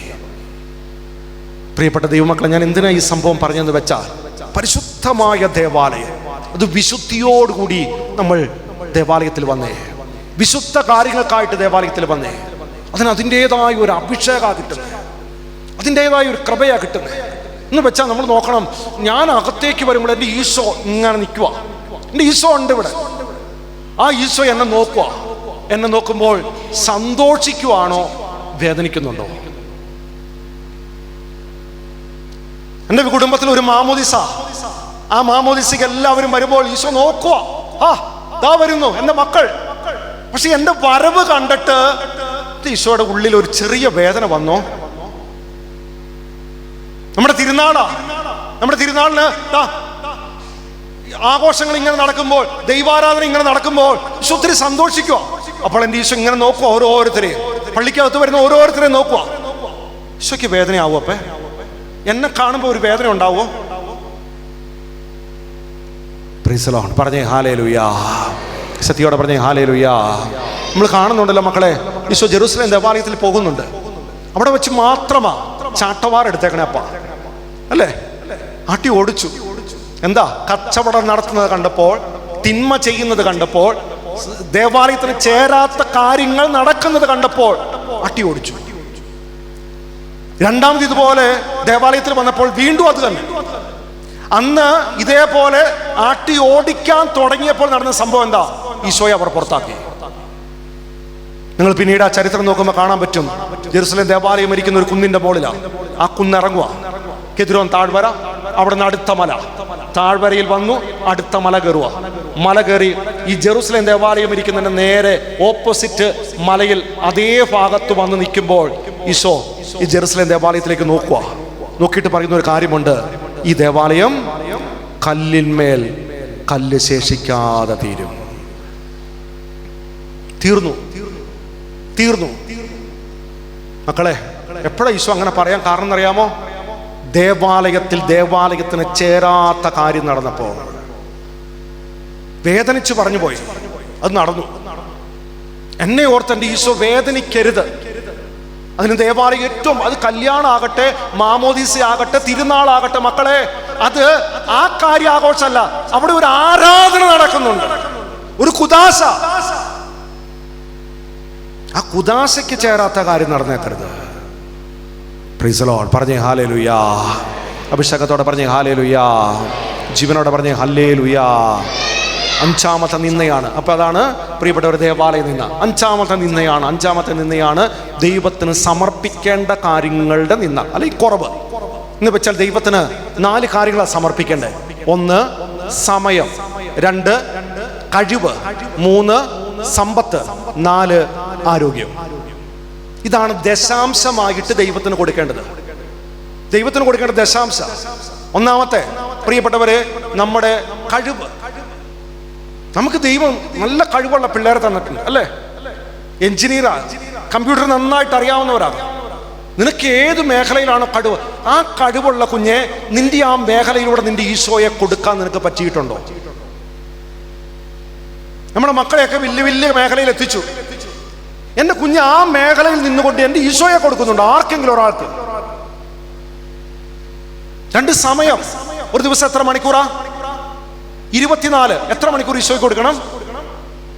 2.5 മണിക്കൂർ, അല്ലെങ്കിൽ 3 മണിക്കൂർ കിടക്ക്, അല്ലെങ്കിൽ 2.5 പോട്ടെ. മക്കൾ ഇത് കൊടുക്കാറുണ്ടോ? പല സമയത്തായിട്ട് രാവിലെ ആകാം, ഉച്ചയ്ക്കാകാം, വൈകുന്നേരം ആകാം, കിടക്കുന്നതിനു ദിവസം 2.5 മണിക്കൂർ എൻ്റെ അപ്പാക്ക്. ഈ 2.5 അല്ലെങ്കിൽ 3 മണിക്കൂർ നിങ്ങളൊന്ന് കൊടുത്തേ, ബാക്കി 21 മണിക്കൂറിൽ നിങ്ങൾക്കുണ്ടാകുന്ന പ്രലോഭനങ്ങളെ അതിജീവിക്കാൻ കർത്താവിന്റെ കൃപ കിട്ടും. നമ്മൾ ഇതിനൊന്നും സമയമില്ല. Price the Lord. പറഞ്ഞേ ഹല്ലേലൂയാ. 3-ാമത്തെ കാര്യമാണ് സമ്പത്ത്. പ്രിയപ്പെട്ടവരെ, ഞാൻ അത് പള്ളിയിലേക്ക് അതൊന്നും അല്ല ഞാൻ പറഞ്ഞു വരുന്നത്. ദൈവത്തിന് കൊടുക്കേണ്ട ദശാംശം കൃത്യമായിട്ടും കൊടുത്തേ. 10,000 രൂപ ശമ്പളം കിട്ടുന്ന ഒരു വ്യക്തി എത്ര രൂപ എൻ്റെ ദൈവത്തിന് കൊടുക്കണം? ഏറ്റവും ചുരുങ്ങിയത് 1000. ദൈവിക കാര്യത്തിനാണ്. ഇങ്ങനെ ചെയ്താൽ എന്നെ ഗുണമെന്നറിയാമോ? നിന്റെ കുടുംബത്തിൽ ഒരിക്കലും ദാരിദ്ര്യം, പട്ടിണി ഇതുണ്ടാവില്ല. 2, കൈ നീട്ടാൻ ദൈവം അനുവദിക്കില്ല.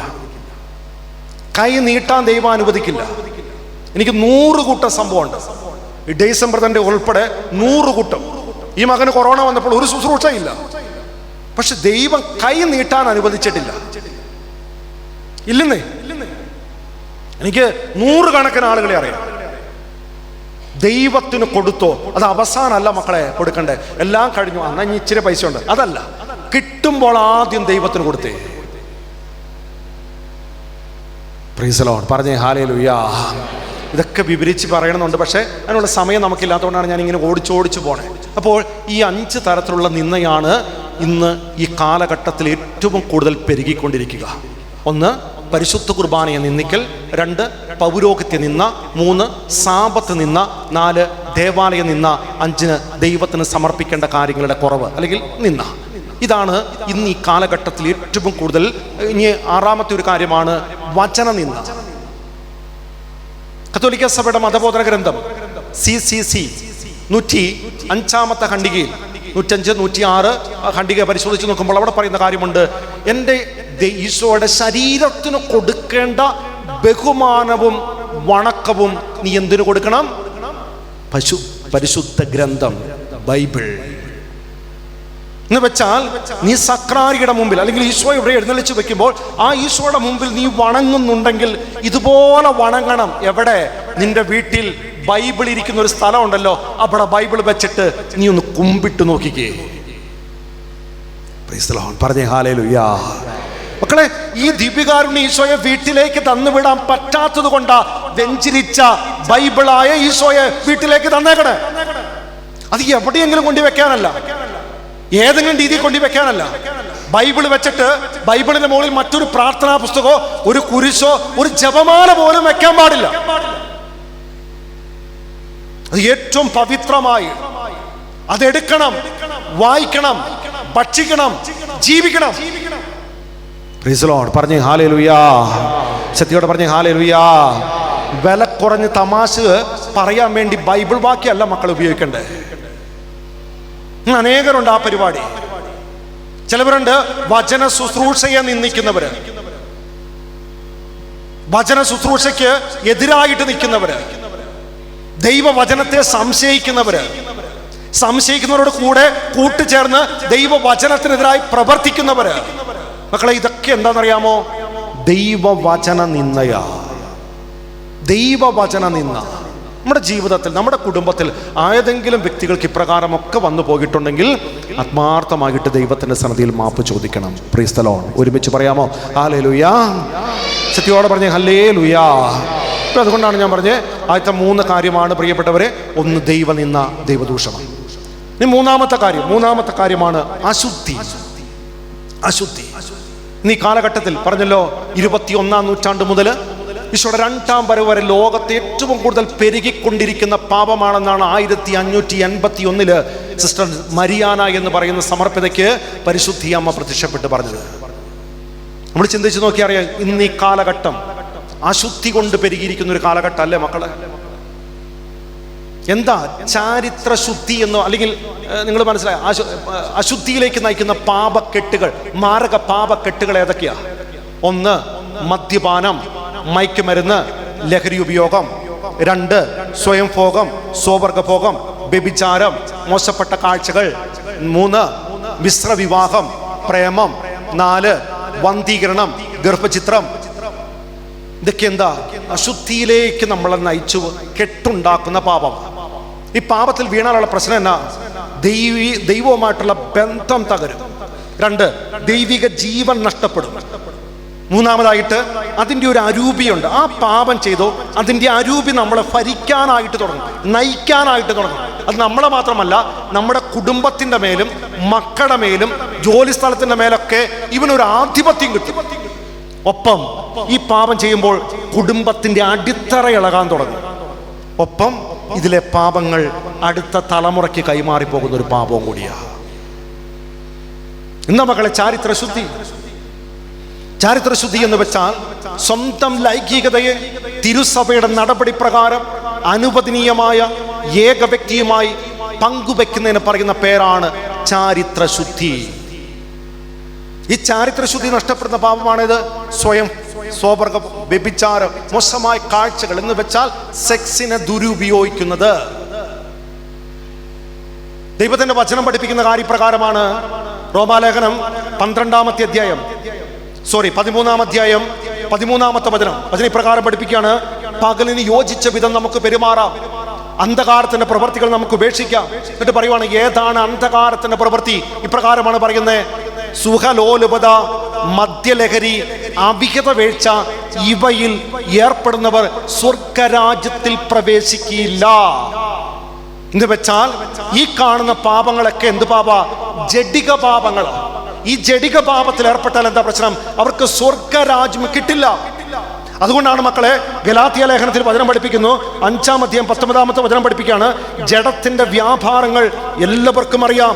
അവ വ്യഭിചാരം, അശുദ്ധി, ദുർവൃത്തി, വിഗ്രഹാരാധന, ആഭിചാരം, ശത്രുത, കലഹം, അസൂയ, കോപം, മാത്സര്യം, ഭിന്നത, വിഭാഗീയ ചിന്ത, വിദ്വേഷം, മദ്യപാനം, മധുരോത്സവ, ഇവയും ഈ ദൃശ്യമായ പ്രവൃത്തികളും ഇവയിൽ ഏർപ്പെടുന്നവർ സ്വർഗരാജ്യം സ്വന്തമാക്കില്ല.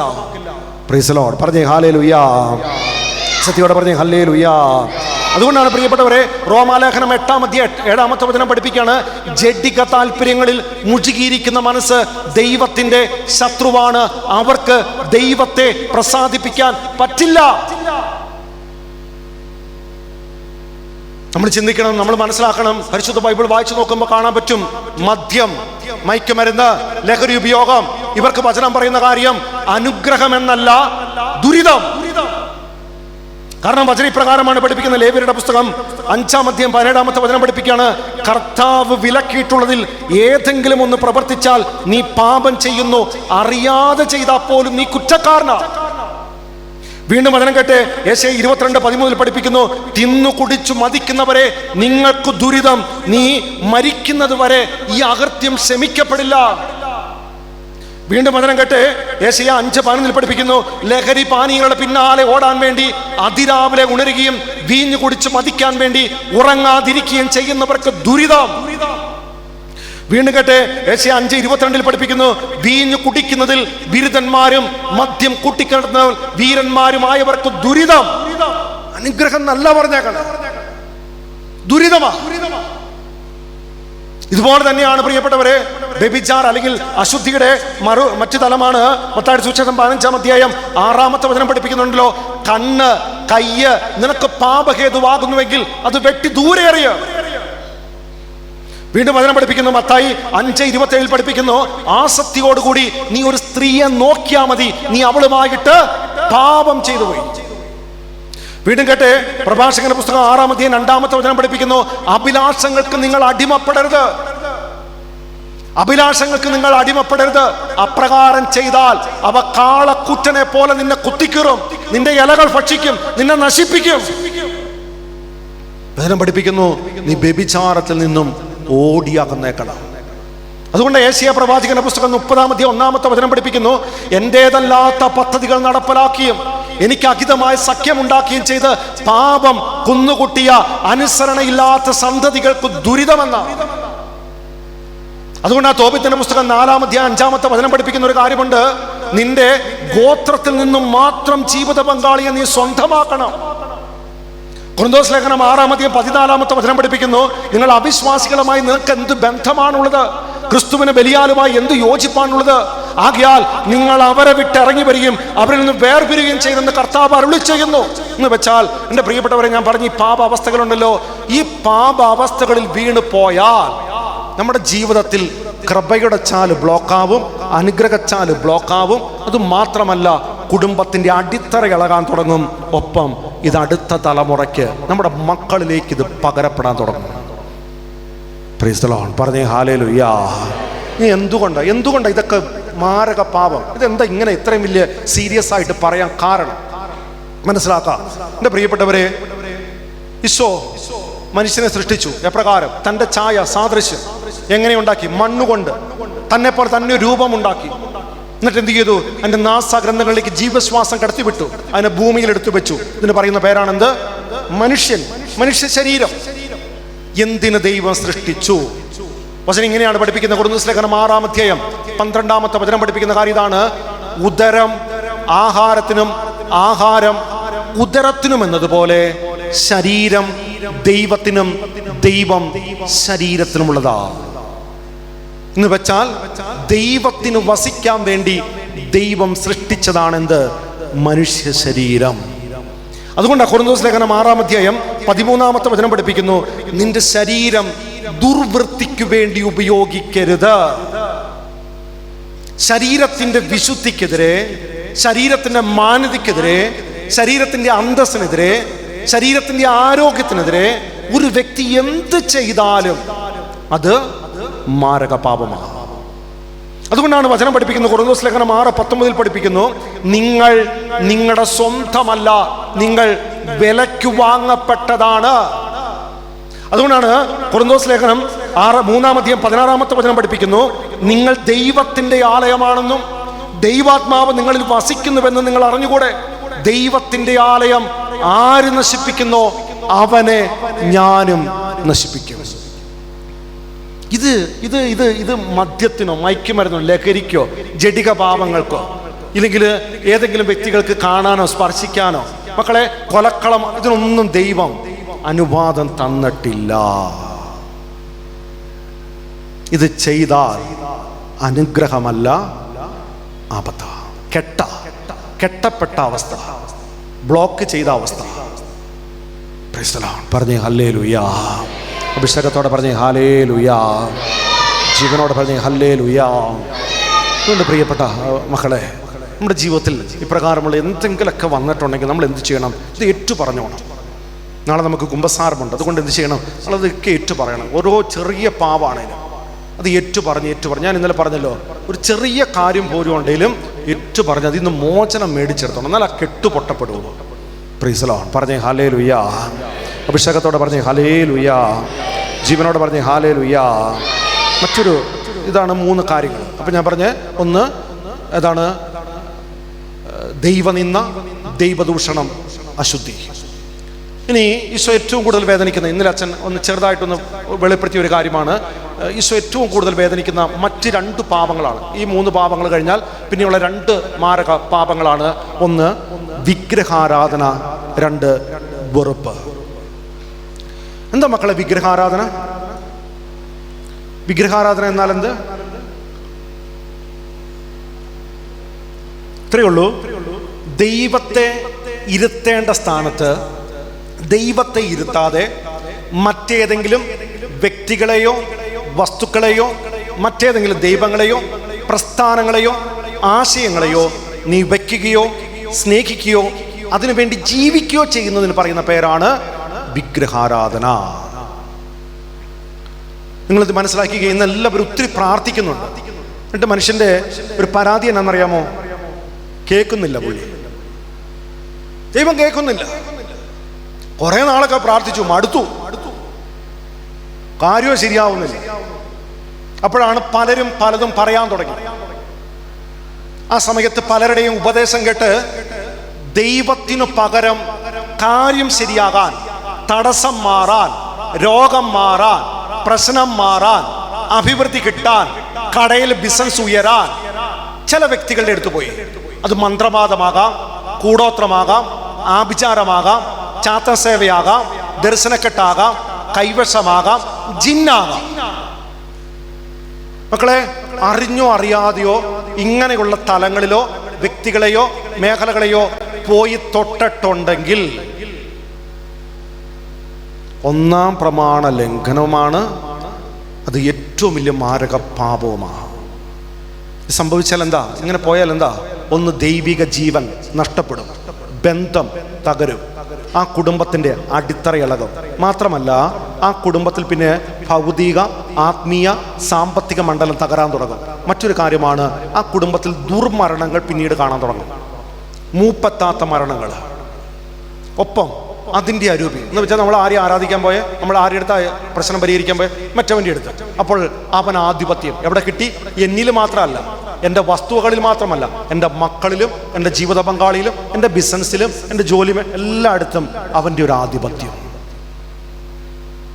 എനിക്ക് ഒത്തിരി കഴിഞ്ഞ നാളിൽ എന്നെ വേദനിപ്പിച്ച ഒരു കാര്യം, ഒരു ചെറുപ്പക്കാരൻ 35 വയസ്സേ ഉള്ളൂ, കല്യാണം കഴിഞ്ഞു, ഒരു കുഞ്ഞുമുണ്ട്. അവൻ തളർന്നുപോയി. അപ്പം ഞാൻ ധ്യാന കേന്ദ്രത്തിലായിരുന്ന സമയത്ത് ആ വ്യക്തി വന്നു. ആ വ്യക്തിയെ കൊണ്ടുവന്ന് കാറിലാണ്. അപ്പം എന്നോട് പറഞ്ഞു, അച്ഛൻ കാറിൽ വന്ന് പ്രാർത്ഥിക്കാമോ? ഞാൻ ചെന്ന് ഊറാലയൊക്കെ ഇട്ട് പ്രാർത്ഥിക്കുക. അങ്ങനെ പ്രാർത്ഥിച്ചുകൊണ്ടിരിക്കുന്ന സമയത്ത് ഈശോ ഇങ്ങനെ വെളിപ്പെടുത്തി, മന്ത്രവാദ കൂടോത്ര കെട്ട്. ഇപ്പം ഞാൻ ചോദിച്ചു, അറിഞ്ഞോ അറിയാതെയോ പോയി വീണിട്ടുണ്ടോ ഇങ്ങനെ വില്ലോത്തിൽ? ഇപ്പം അവർ പറഞ്ഞു, ഇല്ല അച്ഛാ. ഞാൻ വീണ്ടും പ്രാർത്ഥിച്ചു, എനിക്ക് ഈ മെസ്സേജ് തന്നെ കിട്ടുക. 3 വട്ടം മെസ്സേജ് കിട്ടിയപ്പോൾ ഞാൻ പറഞ്ഞു, എവിടെയോ ഒരു ബ്ലോക്ക് ഇതുമായി ബന്ധപ്പെട്ട് കിടപ്പുണ്ട്. അത് ശരിയാവാതെ ഇത് ഈ വ്യക്തിക്കൊരു കർത്താവിനൊരു അനുഗ്രഹം കിട്ടില്ല. അപ്പോൾ ഈ മനുഷ്യൻ എന്നോട് പറഞ്ഞ കാര്യം ഇതാ, അച്ഛാ, ഉള്ള കാര്യം സത്യമായിട്ട് പറയാലോ, ഞങ്ങളുടെ എതിർ വീട്ടുകാർ ഞങ്ങൾക്കെതിരെ എന്തോ ചെയ്യുന്നുണ്ടെന്ന് വിചാരിച്ചിട്ട് അമ്മ ഒരു കൂടോത്രക്കാരൻ്റെ അടുത്ത് പോയി. ആ കൂടോത്രക്കാരൻ ഒരു 4 സാധനങ്ങൾ തന്നുവിട്ടു. അത് അമ്മ എൻ്റെ കൈ കൊണ്ടി തന്നു. ഞാൻ അവരുടെ വീട് നോക്കി 4 എടുത്ത് കുഴിച്ചിട്ടു. 7ാം പൊക്കം ഞാൻ ഒന്ന് തെന്നി വീണു. പിന്നീട് ഞാൻ പൊങ്ങിയിട്ടില്ല. രാജഗിരി ഹോസ്പിറ്റലിലായിരുന്നു അവസാനം കൊണ്ടി കാണിച്ച്. അവിടെ കാണിച്ചിട്ടും ഡോക്ടേഴ്സ് കൈമലത്തി. എന്ത് ചെയ്യണമെന്ന് അവർക്ക് അറിയത്തില്ല. ഇതിങ്ങനെ കിടക്കുക. ഞാൻ ചോദിച്ചു, കുമ്പസാരിച്ചോ? ഇല്ല. അനുദപിച്ചോ? ഇല്ല. തെറ്റായിട്ട് അവർക്ക് തോന്നുന്നുമില്ല. കഴിഞ്ഞ നാളിൽ ഒരു 25-26 വയസ്സ് പ്രായമായ ഒരു പയ്യൻ ഇതുപോലെ ഒരു കൺവെൻഷൻ കഴിഞ്ഞിട്ട് ഇറങ്ങിയപ്പോൾ അവൻ എന്നോട് വന്നിട്ട് പറഞ്ഞു, അച്ഛാ, ജോലിയില്ല അച്ഛാ, പട്ടിണിയാ അച്ഛാ, പട്ടിണിയാ. അവൻ സങ്കടപ്പെട്ടവനോട് പറഞ്ഞു, ഒരു വേദനിപ്പിക്കുന്ന ഒരു കാര്യം, അച്ഛാ, ഒരു മീനും കറിയും ഒരു ഇറച്ചിക്കറിയൊക്കെ കൂട്ടാൻ കൊതിയാവുക. ഇല്ല അച്ഛാ, വീട്ടില് ആരും മേടിച്ചു തരാനുമില്ല, എനിക്ക് മേടിക്കാൻ പൈസയില്ല. ഞാൻ ചോദിച്ചു, മോൻ ഇത്രയും പട്ടിണിയാണെങ്കിൽ കൂലിപ്പണിക്ക് പോയി കൂടണം. അവൻ പറയാം, അതിനും കിട്ടുന്നില്ല, അതിനും എന്നെ വിളിക്കുന്നില്ല. അച്ഛൻ, ഞാൻ എഞ്ചിനീയറിംഗ് പാസ്സായി നിൽക്കുന്ന വ്യക്തിയാ. എന്നെ ചേട്ടൻ ഇതുപോലെ നല്ല എഡ്യൂക്കേറ്റഡാ, പക്ഷെ ജോലിയില്ല, കിട്ടുന്നില്ല. വൈകുന്നേരം അമ്മ കുറെ കഞ്ഞി ഉണ്ടാക്കും, ഒരു മുളകെടുത്ത് തരും.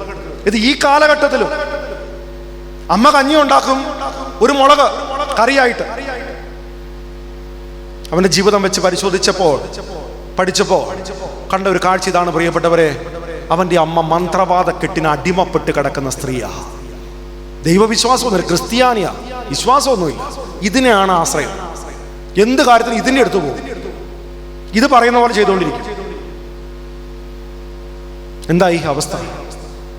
കുടുംബത്തിൻ്റെ അടിത്തറ, കുടുംബം തകരുന്ന, ദാരിദ്ര്യത്തിലേക്ക് കൂപ്പുകുത്തുന്ന അവസ്ഥയാണ് അത്. മക്കളെ, അത് എത്ര ബിസിനസ് എന്തിനും മക്കളെ ഇതിനെ എൻ്റെ അപ്പനല്ലാതെ മറ്റൊരു ദൈവം നമുക്കില്ലാട്ടോ.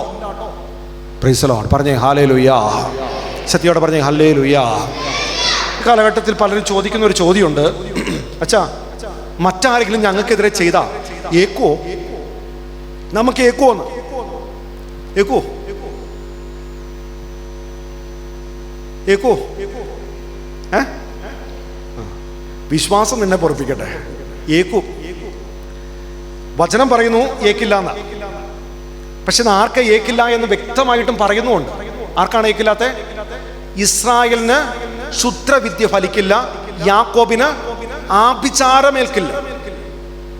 അപ്പൊ ചിന്തിക്കണം, ആരാണ് ഇസ്രായേൽ, ആരാണ് യാക്കോബ്?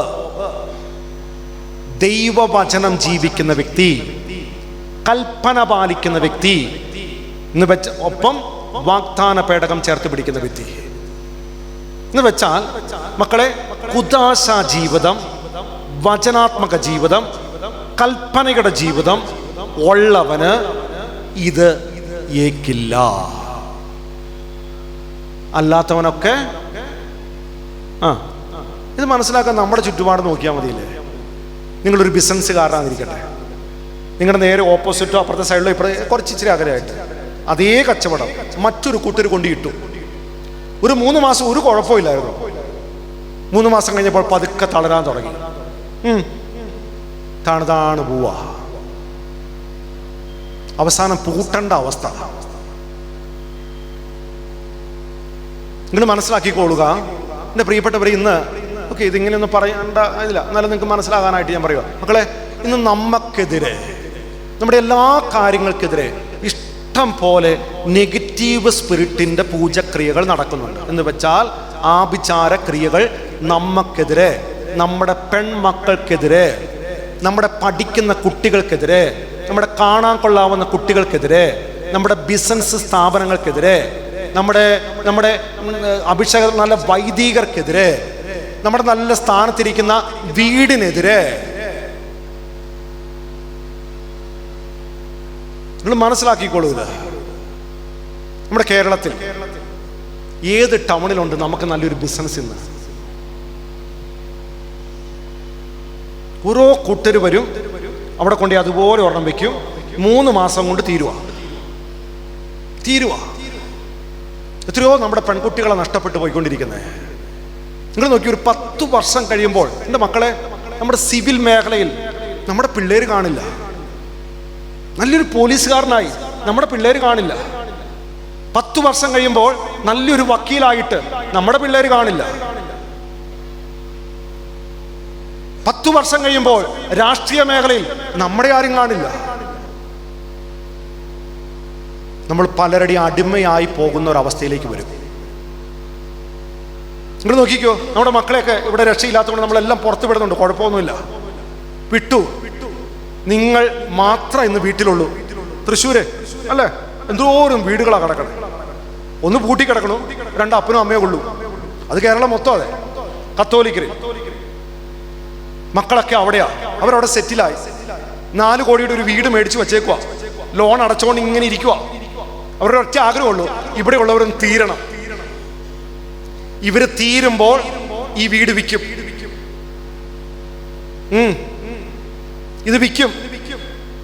ഇത് വിറ്റിട്ട് അവർക്ക് അവിടുത്തെ കടം തീർക്കണം. ഈ വീട് നിങ്ങൾ ആഗ്രഹിച്ചതിനേക്കാളും വലിയ വിലയ്ക്ക് മേടിക്കാൻ ഇതാ മുന്നിൽ നിൽക്കുക. ലക്ഷ്യം വെച്ച് തന്നെ മുന്നിൽ നിൽക്കുക. നമ്മൾ അവർക്കേ കൊടുക്കൂ.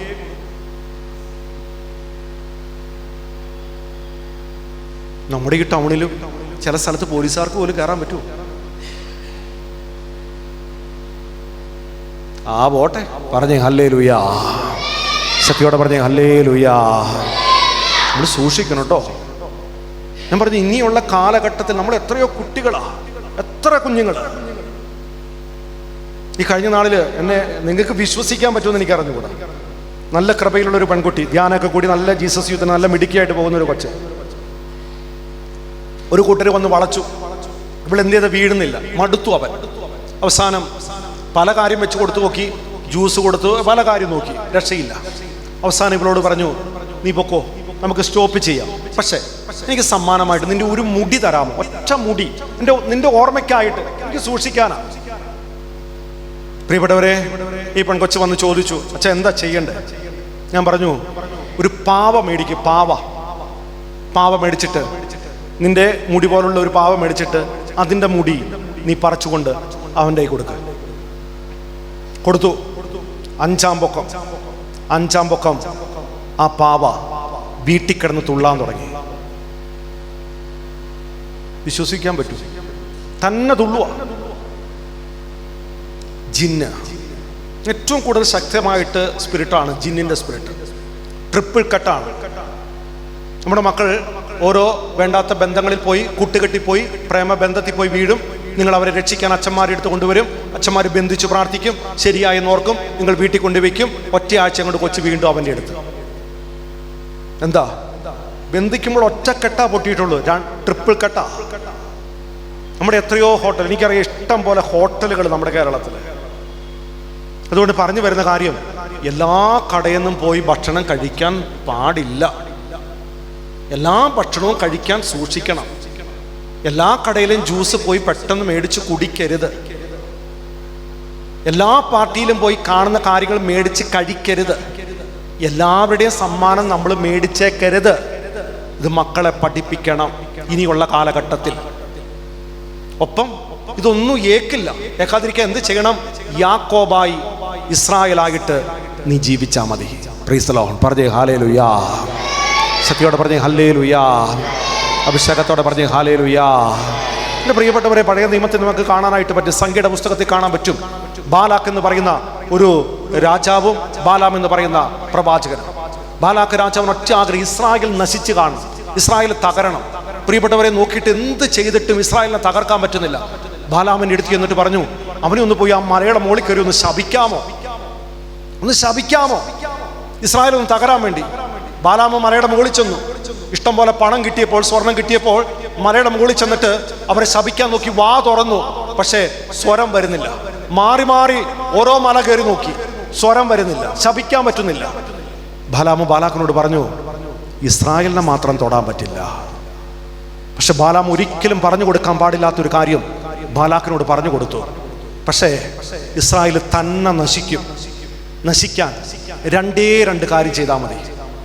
നശിക്കാൻ രണ്ട് കാര്യം ചെയ്താൽ മതി. ഒന്ന്, ഒന്നാം പ്രമാണ ലംഘനം നടത്തിക്കുക അതിൻ്റെ അകത്ത്. 2, 6ാം പ്രമാണ ലംഘനവും നടത്തിക്കുക. ഇത് നടത്തിയാൽ തന്നെ തകർന്നോളും. എന്തുപറ്റി?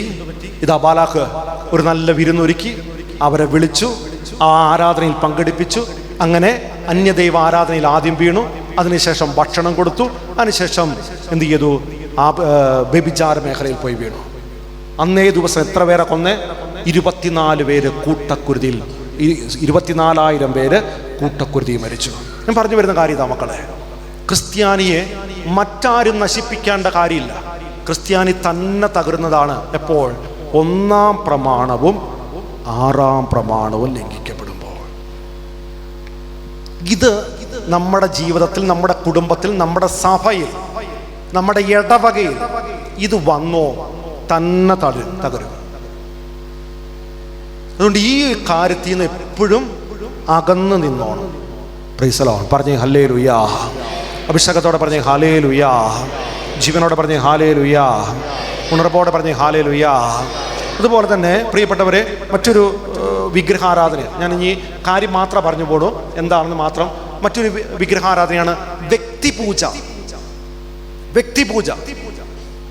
ചിലവരെ സംബന്ധിച്ച് ഫിലിം സ്റ്റാറുകളായിരിക്കും, സ്പോർട്സ് താരങ്ങളായിരിക്കും. ഇന്ന് നമുക്കതൊന്നുമില്ല. പക്ഷെ കത്തോലിക്കനായ നമ്മളെ സംബന്ധിച്ച് നമുക്കെന്നറിയോ, നമുക്ക് ചില കൗൺസിലർമാർ ഒരു വിഗ്രഹമായി തീരുന്നുണ്ട്. ചില ധ്യാന കുരുക്കന്മാര് അറിയാതെ വിഗ്രഹമായി തീരുന്നുണ്ട്. അല്ലേ? നമുക്കൊരു പ്രശ്നം വരുമ്പോൾ അപ്പൻ്റെ അടുത്താണോ ഒത്തിരി നേരം ഇരിക്കുന്നത്? അതെയോ പ്രശ്നം വരുമ്പോൾ അപ്പനിലേക്കാണോ വരവ്? ആ വ്യക്തിനെയാണോ വിളിക്കുന്നത്? നമുക്ക് അനങ്ങാൻ ചിലവർ നയിക്കണം. ചിലവരെ നയിക്കപ്പെട്ടുകൊണ്ടിരിക്കുക എന്ന് വെച്ചാൽ നമ്മുടെ കഴുത്തിലൊരു കയറ് കെട്ടിയിട്ട് ഒരു കൗൺസിലറിന്റെ കൈ കൊടുത്തേക്കുക. ആ വ്യക്തി പറയുന്ന പോലെ ഇന്ന് നടപ്പ്. അനേകര്, നിങ്ങളില്ല കേട്ടോ, കാരണം തമിഴ്നാട്ടിൽ അത് വന്നിട്ടില്ല, അല്ലേ? തമിഴ്നാട്ടിൽ ആ രോഗം വന്ന് പെട്ടിട്ടില്ലെന്നാണ് ഞാൻ ചിന്തിക്കുന്നത്. നിങ്ങൾ ആ മേഖലയിൽ ക്ലിയർ ആണെന്ന് ഞാൻ ചിന്തിക്കുക. വേറൊരു നാട്ടില് കഴുത്തെ കയറ് കെട്ടിയിട്ട് വേറൊരാളെ കൊടുത്തേക്കുക.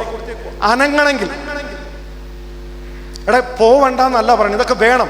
പക്ഷെ ഒരു വീട്ടിൽ നമ്മുടെ ജീവിതത്തിൽ ഒരു പ്രശ്നം വരുമ്പോൾ കുമ്പസാരക്കൂട്, പരിശുദ്ധ കുർബാന, വചനം, എടാ ഈ മൂന്നിന്റെ മുന്നിൽ നമ്മളൊന്ന് അഭയം ഒന്ന് ചേർന്നേ നമ്മുടെ പ്രശ്നം തിരിച്ചറിയാൻ പറ്റും. അല്ലാതെ എന്തുണ്ടേലും അവിടെ വിളിക്കുന്നു, പറയണെല്ലാം ശരിയാണോ?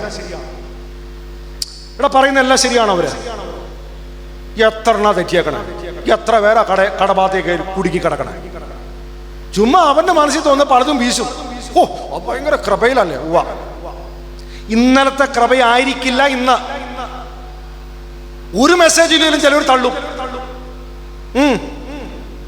നമ്മളത് വിശ്വസിക്കും. നമുക്ക് എന്തിനാ? നമുക്ക് ഇവിടെ ഉണ്ടല്ലോ, ഇവിടെ എല്ലാം അറിയാവുന്ന ഒരാളുണ്ടല്ലോ. ഞാൻ വീണ്ടും പറയുന്നുണ്ട്, അവിടെ പോവണ്ട എന്നല്ല, പോണം, വേണം, ഇതൊക്കെ വേണം. പക്ഷേ വിഗ്രഹമായി തീർന്നേക്കരുത്. Praise the Lord. പറഞ്ഞേ ഹല്ലേലൂയാ. സത്യത്തോടെ പറഞ്ഞേ ഹല്ലേലൂയാ. അഭിഷേകത്തോടെ പറഞ്ഞേ ഹല്ലേലൂയാ. മറ്റൊരു വിഗ്രഹമാണ് പ്രിയപ്പെട്ടവരെ പലപ്പോഴും വിശുദ്ധര് വിഗ്രഹമായി തീരുന്ന ഒരവസ്ഥ. സഭ പഠിപ്പിക്കുന്ന കാര്യം എങ്ങനെയാ? അല്ലെങ്കിൽ ആരാധന അത് ആർക്ക് മാത്രമാ? ത്രിത്വം. പിന്നെ ആർക്കാ? അടുത്ത സ്ഥാനം ആർക്കാ സഭ കൊടുത്തിരിക്കുന്നത്? അമ്മ മാതാവ്. പിന്നീട് സ്ഥാനം ആർക്കാ? പ്രോട്ടധൂളിയ ആർക്കാ? യവ്സേ പിതാവ്. ധൂളിയ അതാർക്കാ? വിശുദ്ധര് മാലാഖമാര്. എന്ന് വെച്ചാൽ ഈശോയുടെ സ്ഥാനത്ത് കയറ്റി വിശുദ്ധനെ വെക്കാൻ പാടില്ല. അമ്മ മാതാവിന്റെ സ്ഥാനത്ത് കയറ്റി വിശുദ്ധരെ വെക്കാൻ പാടില്ല. എന്ന് വെച്ചാൽ രൂപം മാറ്റി വെക്കണ കാര്യമല്ല, ഉള്ളിലത്തെ കാര്യമാണ് ഞാൻ പറയണത്. മനസ്സിലാകുന്നുണ്ടോ? കാരണം കേരളത്തിൽ ഇന്ന് ഇഷ്ടം പോലെ ഉണ്ട്, പ്രത്യേകിച്ച് വിശുദ്ധ അന്തോണീസ്, വിശുദ്ധ യൂദാത്ത, ഇതൊക്കെ നല്ലതാ. അവിടെയൊക്കെ പോകണം, പോവാതിരിക്കൊന്നും വേണ്ട, അവിടുത്തെ നൊവേനയൊക്കെ പങ്കുചേരണം. പക്ഷെ വേദനിപ്പിക്കുന്ന കാര്യം, മക്കളെ, ആ നൊവേനയുടെ തൊട്ടു മുന്നിൽ പരിശുദ്ധ കുർബാനയുണ്ട്. ആ കുർബാന തുടങ്ങുമ്പോൾ 50 പേര്, 60 പേര്, 70 പേര്. പക്ഷെ കുർബാന തീർന്ന് നൊവേന തുടങ്ങുമ്പോൾ ഒരു 150, 200, 250, 300. ഈശോ ബലിപീഠത്തിൽ വന്നപ്പോൾ ആളില്ല. ഈശോയിലേക്കുള്ള വഴി പറഞ്ഞു തന്ന വ്യക്തി വന്നപ്പോൾ ആള്. ആർക്കാ ഒന്നാം സ്ഥാനം?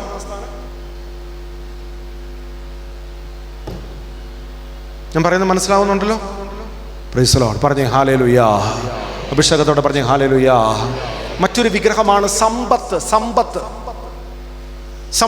മക്കളെ, പണം വേണം, ബാങ്ക് ബാലൻസ് വേണം, നല്ല വീട് വേണം, ഡ്രസ്സ് വേണം, നല്ല ഭക്ഷണം വേണം, ഇതൊക്കെ പ്രധാനപ്പെട്ടതാണ്. പക്ഷേ ദൈവത്തിന് നിരക്കാത്ത പണം, അർഹതയില്ലാത്ത പണം വീട്ടിൽ വരാൻ പാടില്ല. വന്നാൽ വീട്ടിൽ ഉള്ളത് കൂടി പുറത്തേക്ക് ഒഴുകും. ദൈവത്തെ മറന്നും പണം ഉണ്ടാക്കരുത്. ദൈവത്തിന് നിരക്കാത്ത പണവും വീട്ടിൽ വരാൻ പാടില്ല.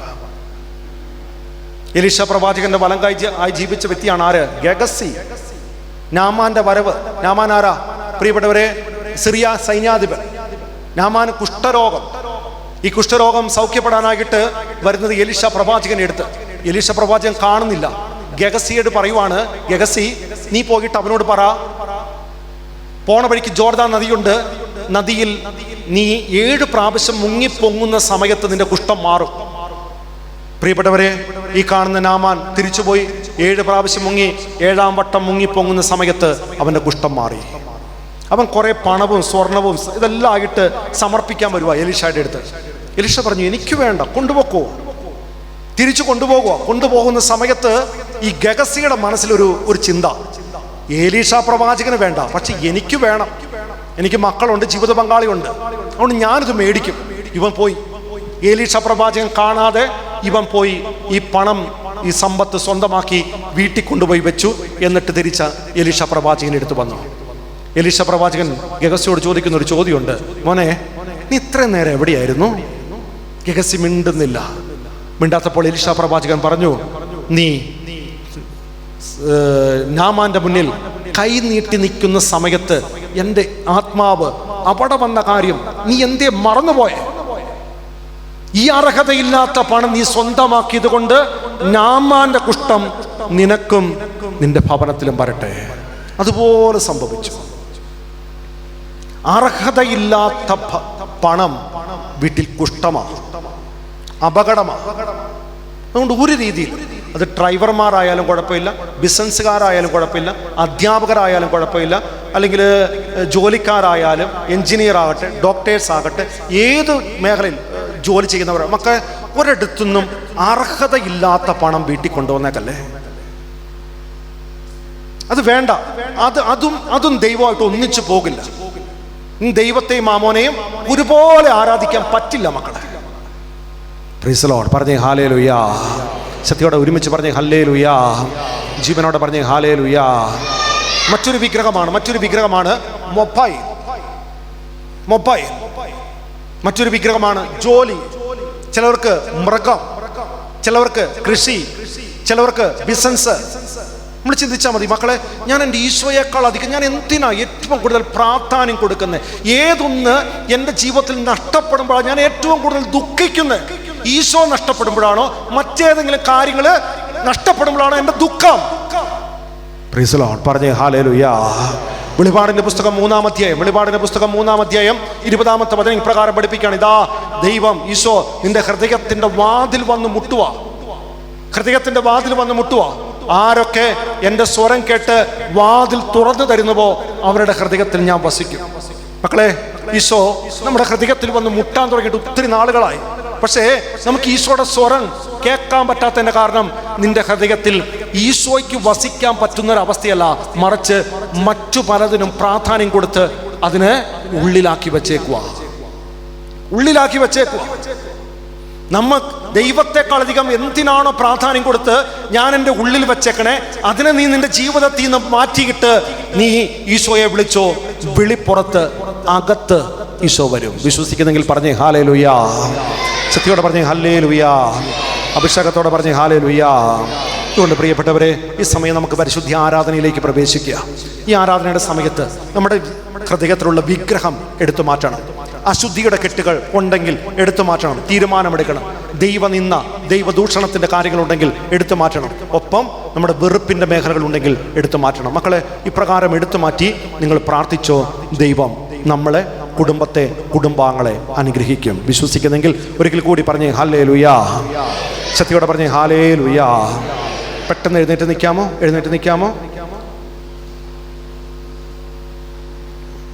നിങ്ങൾ മുട്ടുകുത്തണ്ട. നിങ്ങൾ ഈ ഇന്നത്തെ ആരാധനയിൽ നിന്നുകൊണ്ട് തന്നെ മുഴുവനും നേരവും ആരാധിക്കുക. പുറത്തുള്ളവർ അകത്തേക്കൊന്ന് കയറി വരാമോ? പുറത്തുള്ളവർ അകത്തേക്ക് കയറി വന്ന് നമുക്ക് ഒരുമിച്ച് അകത്ത് നിന്ന് ധ്യാനിക്കാം. നിങ്ങൾ മുട്ടുകുത്തണ്ട. ഇന്ന് 9 മണി വരെ നമുക്ക് നിന്നുകൊണ്ട് തന്നെ ആരാധിക്കാനായിട്ട് പരിശ്രമിക്കാം. നന്നായിട്ട് കരമടിക്കുന്ന സമയത്ത് കരമടിക്കുക. ആഗ്രഹിച്ച് നല്ല ഉറക്കെ പാടുക, ഉറക്കെ പ്രൈസ് ആൻഡ് വർഷിപ്പ് നടത്തുക. മക്കളെ, ആ സമയത്താണ് ഡെലിവറൻസ് നടക്കുന്നത്, കെട്ടുകൾ അടിക്കുന്നത്. നമുക്ക് ഈ നിമിഷം ഈശോയെ സ്നേഹപൂർവ്വം ഈശോയെ നമ്മുടെ ഹൃദയത്തിലേക്ക് വിളിച്ച് ഒന്ന് ചേർന്ന് ആരാധിച്ച് പാടാം.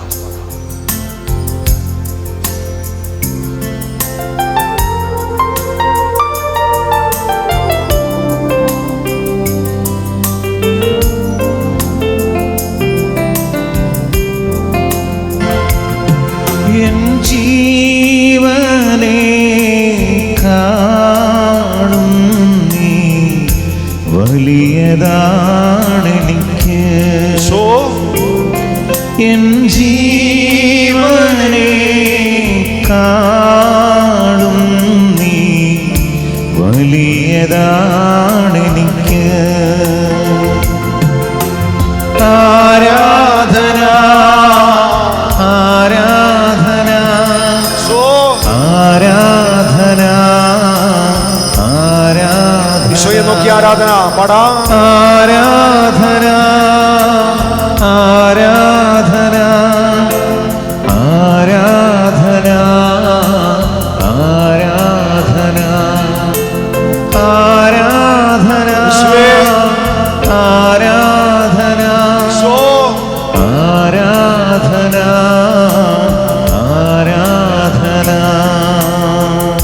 പരിശുദ്ധ പരമമാ ദിവ്യകാരുണ്യമേ, ശിരസ്സ് നമിച്ച് എന്നുമെന്നും അങ്ങേക്കാരാധന.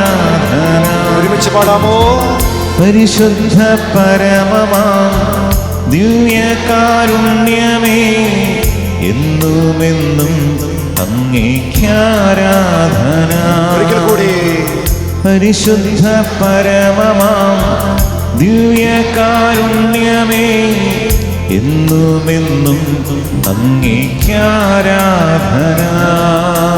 പ്രിയപ്പെട്ട മക്കളെ, പരിശുദ്ധി അമ്മ മാതാവ് ഫാത്തിമയിൽ പ്രത്യക്ഷപ്പെടുന്നതിന് 1 വർഷം മുമ്പ് മാലാഹ പ്രത്യക്ഷപ്പെട്ടു 3 കുഞ്ഞുങ്ങൾക്ക്. അവരോട് പറഞ്ഞു, ലോകത്ത് ദൈവനിന്ദ, ദൈവദൂഷണം പെരുകുകയാണ്. അതുകൊണ്ട് മക്കളെ, ഞാൻ പഠിപ്പിച്ചു തരുന്ന പ്രാർത്ഥന നിങ്ങൾ ചൊല്ലണം. എല്ലാ ദിവസവും പല പ്രാവശ്യം. അവരെ പഠിപ്പിച്ചു കൊടുത്ത പ്രാർത്ഥന ഇതാ: ദൈവമേ, ഞങ്ങളങ്ങേ ആരാധിക്കുന്നു, സ്തുതിക്കുന്നു, നന്ദി പറയുന്നു, ശരണപ്പെടുന്നു, ആശ്രയിക്കുന്നു, വിശ്വസിക്കുന്നു. അങ്ങേ ആരാധിക്കാത്ത, അങ്ങേ സ്നേഹിക്കാത്ത, അങ്ങിൽ ശരണപ്പെടാത്ത എല്ലാ മക്കൾക്കും വേണ്ടി ഞങ്ങൾ മാപ്പ് ചോദിച്ചുകൊണ്ട് അങ്ങേ ആരാധിക്കുന്നു, സ്തുതിക്കുന്നു, നന്ദി പറയുന്നു, ശരണപ്പെടുന്നു എന്ന് പറഞ്ഞുകൊണ്ട് അവർ ശിരസ് നിലം പറ്റ കുമ്പിടും. എൻ്റെ പ്രിയപ്പെട്ടവരെ, ദൈവത്തെ ആരാധിക്കുമ്പോൾ അനേകരിന്ന് ദൈവത്തെ നിന്ദിക്കുന്ന സമയത്ത് നമ്മളെ ദൈവം തിരഞ്ഞെടുത്തിരിക്കുന്നത് ദൈവത്തെ ആരാധിക്കാനാണ്, ദൈവത്തെ സ്നേഹിക്കാനാണ്, ദൈവത്തിൽ ശരണപ്പെടാനാണ്. അതിന് ഏറ്റവും നല്ലൊരു മാർഗമാണ് ദൈവസ്തുതിപ്പ്. 2 കരങ്ങളൊന്ന് ഉയർത്തിപ്പിടിക്കാമോ? 2 കരങ്ങളൊന്ന് ഉയർത്തിപ്പിടിക്കാം. മക്കളെ, നമ്മൾ പലപ്പോഴും ദൈവത്തെ നിന്ദിച്ചിട്ടുണ്ടാകാം, കുർബാനയെ നിന്ദിച്ചിട്ടുണ്ടാകാം, പൗരോഹിത്യത്തെ നിന്ദിച്ചിട്ടുണ്ടാകാം, സാപത്ത് നിന്ദിച്ചിട്ടുണ്ടാകാം, ഇല്ലെങ്കിൽ ദേവാലയ നിന്ദയുണ്ടായിട്ടുണ്ടാകാം, ദൈവത്തിലുള്ള സമർപ്പണം നിന്ദിച്ചിട്ടുണ്ടാകാം. നമ്മുടെ കുടുംബത്തിലുള്ളവർ, നമ്മുടെ ഇടവകയിലുള്ളവർ, നമ്മുടെ ദേശത്തുള്ളവർ അറിഞ്ഞോ അറിയാതെയോ ഒക്കെ ചെയ്തു പോയതാകാം. അറിവോടെ ആയിരിക്കില്ല മക്കളെ. എന്നാലും ദൈവത്തിൻ്റെ സന്നിധിയിൽ ഒന്ന് മാപ്പ് ചോദിച്ച് 2 കരങ്ങളൊന്ന് ഉയർത്തിപ്പിടിച്ച് ദൈവം ഏറ്റവും കൂടുതൽ സന്തോഷിക്കുക ദൈവത്തെ ആരാധിക്കുന്ന സമയത്താണ്. 2 കരങ്ങളൊന്ന് ഉയർത്തിപ്പിടിച്ചുകൊണ്ട് എല്ലാ മക്കളും 10, 20, 30 പേർ കേൾക്കത്തക്ക ശബ്ദത്തിൽ മറ്റാരെ നോക്കാതെ ഒന്ന് ചങ്കുപൊട്ടി ഉറക്കെ ഒന്ന് സ്തുതിക്കാമോ? ഹല്ലേലൂയ,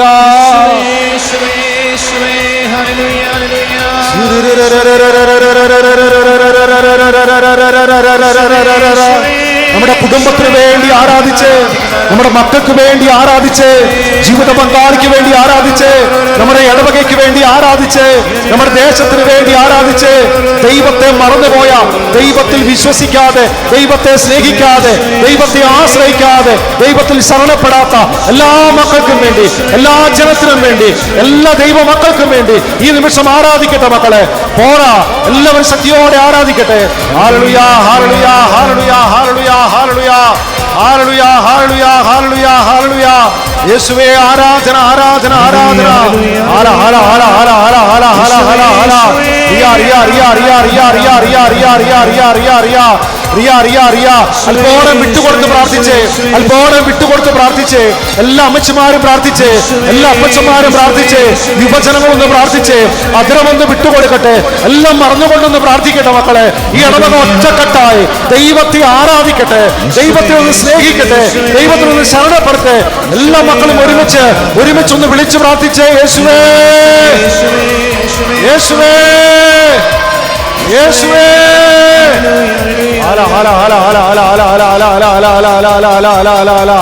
കരമടിച്ച് ദൈവത്തെ മഹത്വപ്പെടുത്താമോ? ശക്തിയോടെ താളത്തിൽ കരമടിക്കാമോ? പോരാ, ഉണർവോടെ കരമടിക്കാമോ?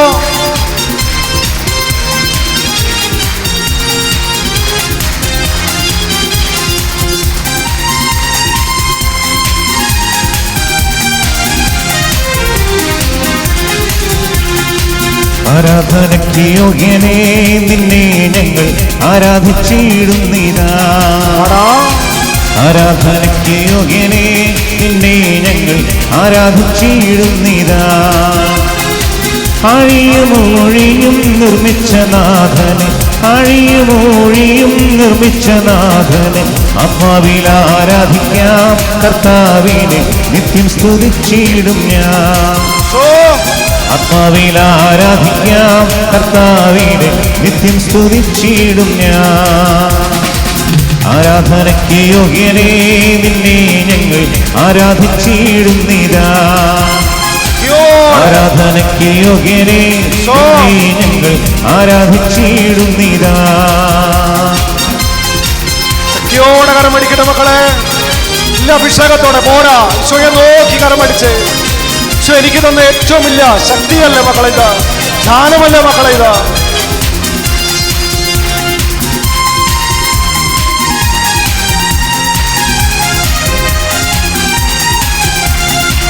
പാപത്താൽ നിറയപ്പെട്ട എന്നെ നിന്റെ മണിയിൽ പിടിച്ചെടുത്തു. പാപത്താൽ നിറയപ്പെട്ട എന്നെ നിന്റെ മണിയിൽ പിടിച്ചെടുത്തു. പാവനമീണം തന്നു പാപത്തിൻ കറ പൊക്കി. പാവനമീണം തന്നു പാപത്തിൻ കറ പൊക്കി. രക്ഷിച്ചതാൽ നിന്നെ ഞാൻ എന്നാളും ആത്മാവിൽ ആരാധിക്കും. രക്ഷിച്ചതാൽ നിന്നെ ഞാൻ എന്നാളും ആത്മാവിൽ ആരാധിക്കും. ആരാധനയ്ക്ക് യോഗ്യരേ നിന്നെ ഞങ്ങൾ ആരാധിച്ചിടുന്നീതാ. ആരാധനയ്ക്ക് യോഗ്യരേ നിന്നെ ഞങ്ങൾ ആരാധിച്ചിടുന്നീതാ. ആരാധനയ്ക്ക് യോഗ്യരേ നിന്നെ ഞങ്ങൾ ആരാധിച്ചിടുന്നീതാ. ആരാധനയ്ക്ക് യോഗ്യരേ നിന്നെ ഞങ്ങൾ ആരാധിച്ചിടുന്നീതാ.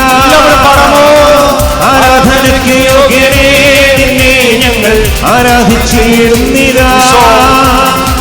ആരാധനയ്ക്ക് യോഗ്യരേ നിന്നെ ഞങ്ങൾ ആരാധിച്ചിടുന്നീതാ. ഈശോയേ ഈശോയേ ഈശോയേ ഈശോയേ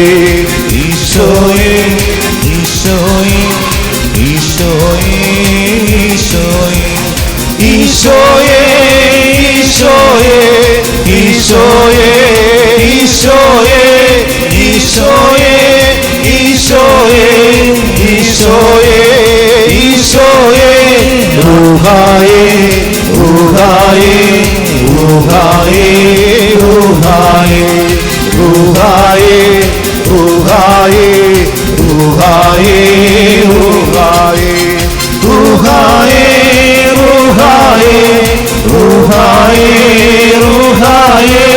റൂഹായേ റൂഹായേ റൂഹായേ റൂഹായേ ഹല്ലേലൂയ.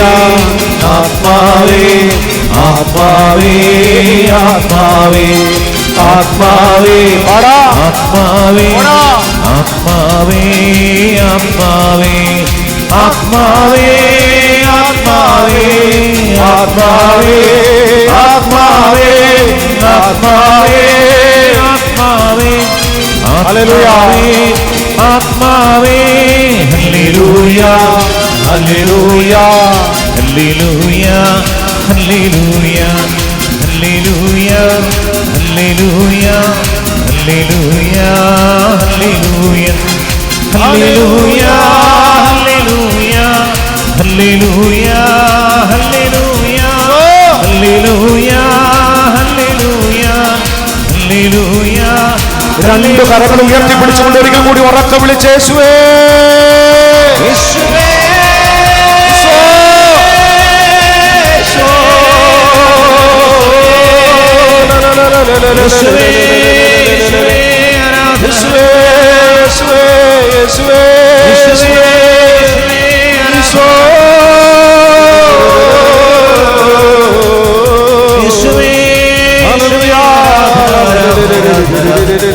യേശുവേ യേശുവേ യേശുവേ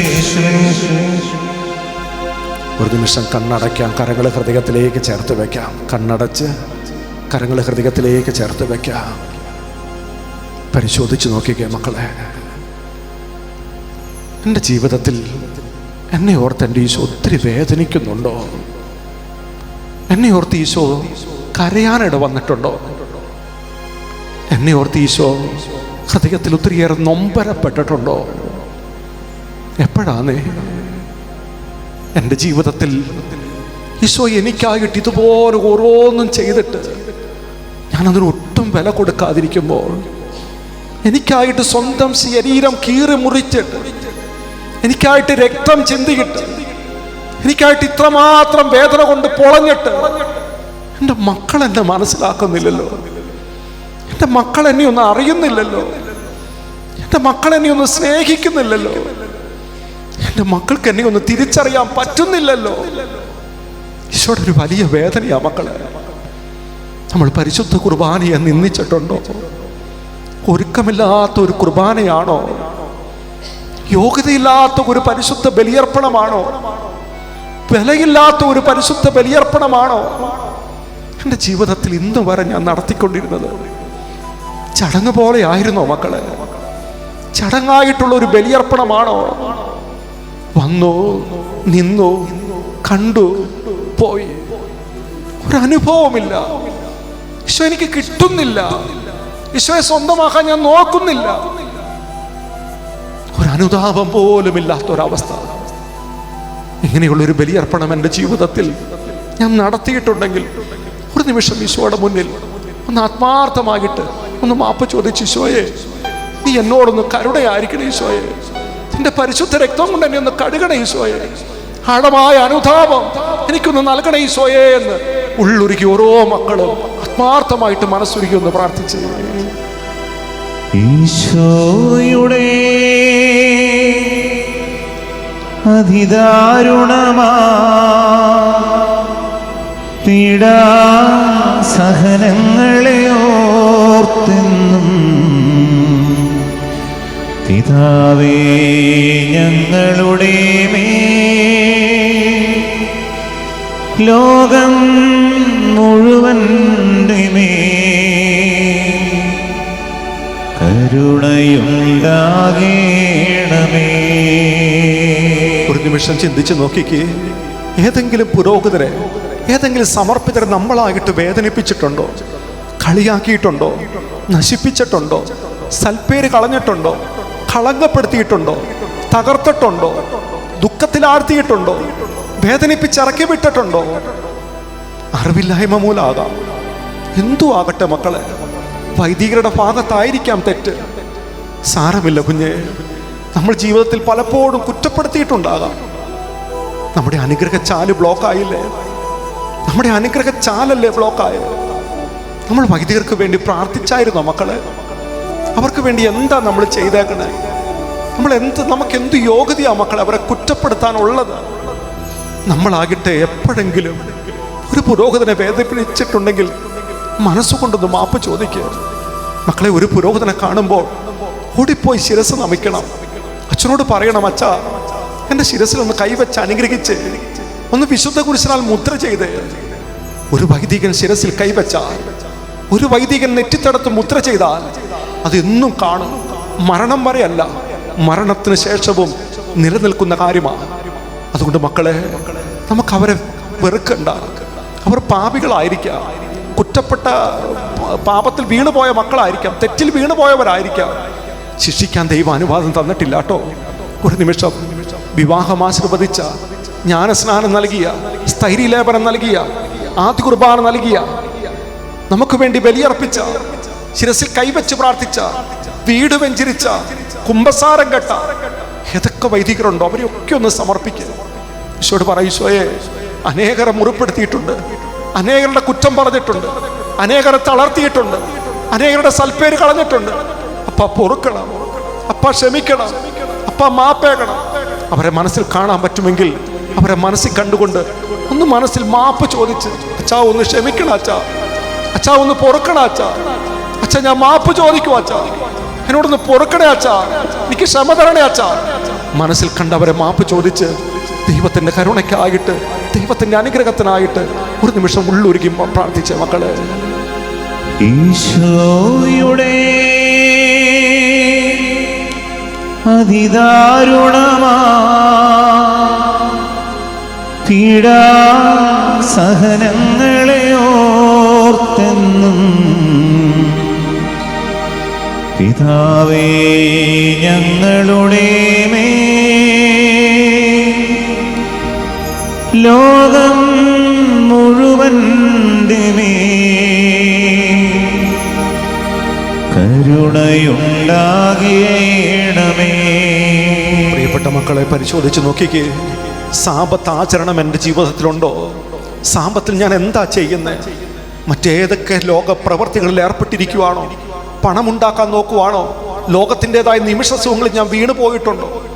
സാപത്ത് നമ്മൾ ആചരിക്കാതെ സാപത്ത് കളങ്കപ്പെടുത്തിയിട്ടുണ്ടെങ്കിൽ ഒരു നിമിഷം നമ്മൾ മാപ്പ് ചോദിച്ച് ദൈവത്തിന് കൊടുക്കേണ്ട ദശാംശം, അത് പണമായിട്ടും സമ്പത്തായിട്ടും, ഒപ്പം പ്രിയപ്പെട്ടവരെ നമ്മുടെ ജീവിതത്തിൽ സമയമായിട്ടും കഴിവായിട്ടും ദൈവത്തിന് സമർപ്പിക്കേണ്ട ഒരു സമർപ്പണം എൻ്റെ ജീവിതത്തിൽ ഞാൻ ചെയ്തിട്ടില്ലെങ്കിൽ ഒരു നിമിഷം മാപ്പ് ചോദിച്ച് ഈ മേഖലയിൽ അറിഞ്ഞോ അറിയാതെയോ വന്നുപോയ എല്ലാ തെറ്റുകളും ദൈവത്തിൻ്റെ മുന്നിൽ സമർപ്പിക്കാം. അതോടൊപ്പം തന്നെ നമ്മൾ പരിശുദ്ധ ബൈബിളിന് കൊടുക്കുന്ന, വിശുദ്ധ ഗ്രന്ഥത്തിന് കൊടുക്കുന്ന ഏതെങ്കിലും തെറ്റുകൾ ആ മേഖലയിൽ വന്നു പോയിട്ടുണ്ടെങ്കിൽ, നമ്മൾ വെക്കേണ്ട സ്ഥലത്തല്ല വെച്ചേക്കണമെങ്കിൽ, കൊടുക്കേണ്ട ബഹുമാനം കൊടുക്കുന്നില്ലെങ്കിൽ, അനാദരവോടുകൂടി നമ്മൾ പെരുമാറിയിട്ടുണ്ടെങ്കിൽ അതിൻ്റെ മുമ്പിൽ, പ്രിയപ്പെട്ടവരെ, ഈ 3 മേഖലയിലും നമ്മുടെ ജീവിതത്തിൽ തെറ്റുപറ്റിയിട്ടുണ്ടെങ്കിൽ ഒരു നിമിഷം മാപ്പ് ചോദിച്ച് ഈശോയെ, നിന്റെ കരുണ കൊണ്ട് എന്നെ ഒന്ന് കഴുകണം, ഞാൻ പാപിയായി ഈശോയെ, എനിക്ക് പറ്റുന്നില്ല ഈശോയെ, ഇതിനൊന്നും വില കൊടുക്കാൻ എൻ്റെ ജീവിതത്തിൽ ഞാൻ തീരുമാനം എടുത്തിട്ടില്ലായിരുന്നു ഈശോയെ, എന്നോടൊന്ന് ക്ഷമിക്കണമേ, എന്നോടൊന്ന് പൊറുക്കണമേ, എന്നോടൊന്ന് കരുണയായിരിക്കണമേ എന്ന് ഒരു നിമിഷം ഉള്ളൊരുക്കി മനസ്സൊരുക്കി ഒന്ന് പ്രാർത്ഥിച്ചേ. ഈശോയുടെ അതിദാരുണമാ പീഡാസഹനങ്ങളെ ഓർത്തെന്നും പിതാവേ ഞങ്ങളുടെ ലോകം മുഴുവൻ്റെ മേൽ കരുണയുണ്ടാകേണമേ. ഒരു നിമിഷം കൂടി പരിശോധിച്ച് നോക്കിക്കേ മക്കളെ, അശുദ്ധിയുടെ ഏതെങ്കിലും കെട്ടുകൾ നമ്മളിലോ നമ്മുടെ കുടുംബത്തിലോ കിടപ്പുണ്ടോ? വ്യഭിചാരത്തിന് ദുർഭൂതമാകാം, മദ്യത്തിൻ്റെ ആകാം, മയക്കുമരുന്നിൻ്റെതാകാം, ലഹരിയുടേതാകാം, സ്വവർഗഭോഗത്തിൻ്റെതാകാം, മോശപ്പെട്ട കാഴ്ചയുടേതാകാം, ഗർഭചിത്രത്തിൻ്റെതാകാം, വന്ധീകരണത്തിൻ്റെതാകാം, പ്രേമക്കുടുക്കലിൻ്റെതാകാം. പ്രിയപ്പെട്ടവരെ, ഏതെങ്കിലും രീതിയിൽ ഇപ്രകാരമുള്ള ചില മേഖലയിൽ വീണു പോയിട്ടുണ്ടെങ്കിൽ, തെറ്റിൽ വീണു പോയിട്ടുണ്ടെങ്കിൽ ദൈവത്തിൻ്റെ സന്നിധിയിൽ ഒന്ന് സമർപ്പിക്കുക. അറിഞ്ഞോ അറിയാതെയോ പറ്റിയതാകാം. ശരീരത്തിന്റെ വിശുദ്ധി, മനസ്സിന്റെ വിശുദ്ധി, ഹൃദയത്തിന്റെ വിശുദ്ധി, പഞ്ചേന്ദ്രിയങ്ങളുടെ വിശുദ്ധി ഏതെങ്കിലും മേഖലയിൽ നഷ്ടപ്പെട്ടു പോയിട്ടുണ്ടെങ്കിൽ കർത്താവിന്റെ സന്നിധിയിൽ സമർപ്പിക്കുക. ഈശോയുടെ ആ തിരുമുറിവിലേക്കൊന്ന് സമർപ്പിക്കുക. ആ തിരു രക്തം കൊണ്ടൊന്ന് കഴുകട്ടെ. നമുക്ക് അസാധ്യമാ മക്കളെ, നമുക്ക് അസാധ്യമായിട്ടുള്ള കാര്യമായിരിക്കാം, പക്ഷെ ദൈവത്തിന് സാധ്യമാ. നീ ഒന്ന് സമർപ്പിച്ചാൽ മതി, നീ ഒന്ന് വിട്ടുകൊടുത്താൽ മതി, നീ ഒന്ന് എളിമപ്പെട്ടാൽ മതി. ഈശോയുടെ മുന്നിൽ സമർപ്പിച്ചിട്ട് പറഞ്ഞു, ഈശോയെ, നിന്റെ രക്തം കൊണ്ട് എന്നെ ഒന്ന് കഴുകണം, ഒരു വിശുദ്ധിയുടെ ജീവൻ നയിക്കാൻ എനിക്കൊരു ക്രമ തരണം. അപ്പാ, നിന്റെ മേലയ്ക്ക് കൊണ്ട് നീ എന്നെ ഒന്ന് പുതപ്പിക്കണമേ എന്നുള്ള ആഗ്രഹത്തോടെ ഒരു നിമിഷം ആത്മാർത്ഥമായി അനുദപിച്ച് ഈശോയുടെ രക്തത്താൽ കഴുകപ്പെടാൻ വേണ്ടി ഒന്ന് ആഗ്രഹിച്ച് പ്രാർത്ഥിച്ച്. തിരുവിലാവിൽ നിന്നൊഴുകും തിരുചോരത്തുള്ളിയാ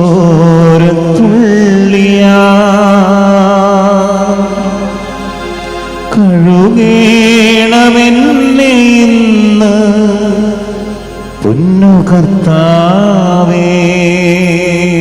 എൻ്റെ പ്രിയപ്പെട്ട മക്കളെ, അറിഞ്ഞോ അറിയാതെയോ എൻ്റെ ഈശോയ്ക്ക് 1-ാം സ്ഥാനം കൊടുക്കാതെ ഏതെങ്കിലും വിഗ്രഹാരാധനയുടെ പിന്നിൽ നമ്മൾ പോയിട്ടുണ്ടെങ്കിൽ, അത് മന്ത്രവാദമാകാം, കൂടോത്രമാകാം, ആഭിചാരമാകാം, ദർശനക്കെട്ടാകാം, നമ്മളോ നമ്മുടെ തലമുറകളോ ചെയ്തു പോയിട്ടുണ്ടെങ്കിൽ, അറിവില്ലായ്മ മൂലമാകാം, ആരുടെയെങ്കിലും പ്രേരണ മൂലമാകാം, വന്നു പോയിട്ടുണ്ടെങ്കിൽ, ചെയ്തു പോയിട്ടുണ്ടെങ്കിൽ ഒരു നിമിഷം മാപ്പ് ചോദിച്ച് ഹൃദയത്തിൽ ദൈവത്തെക്കാൾ അധികം മറ്റെന്തെങ്കിലും പ്രാധാന്യം ആർക്കെങ്കിലും കൊടുത്തിട്ടുണ്ടെങ്കിൽ, വ്യക്തിക്കാകാം, വിശുദ്ധർക്കാകാം, സമ്പത്തിനാകാം, സ്ഥാനമാനത്തിനാകാം, ബഹുമതിക്കാകാം, സൽപ്പേരിനാകാം, പണത്തിനാകാം, പ്രിയപ്പെട്ടവരെ മൊബൈലിനാകാം, ജോലിക്കാകാം, കൂട്ടുകെട്ടിനാകാം, എന്തിനുമാകട്ടെ, ഏതൊക്കെ കാര്യത്തിനാണോ ഞാൻ അറിഞ്ഞോ അറിയാതെയോ 1-ാം സ്ഥാനം എൻ്റെ അപ്പനേക്കാൾ അധികമായി, ദൈവത്തെക്കാൾ അധികമായി ഞാൻ കൊടുത്തു പോയിട്ടുണ്ടെങ്കിൽ കർത്താവിന്റെ സന്നിധിയിൽ മാപ്പ് ചോദിക്കുക.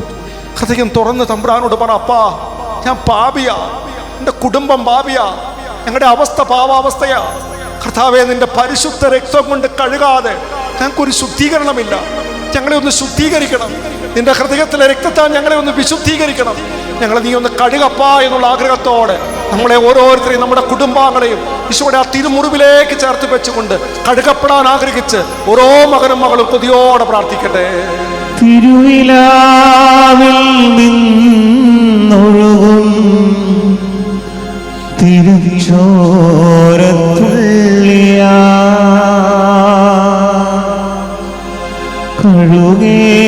കഴുകേണമെന്നെ ഇന്ന് പൊന്നു കർത്താവേ.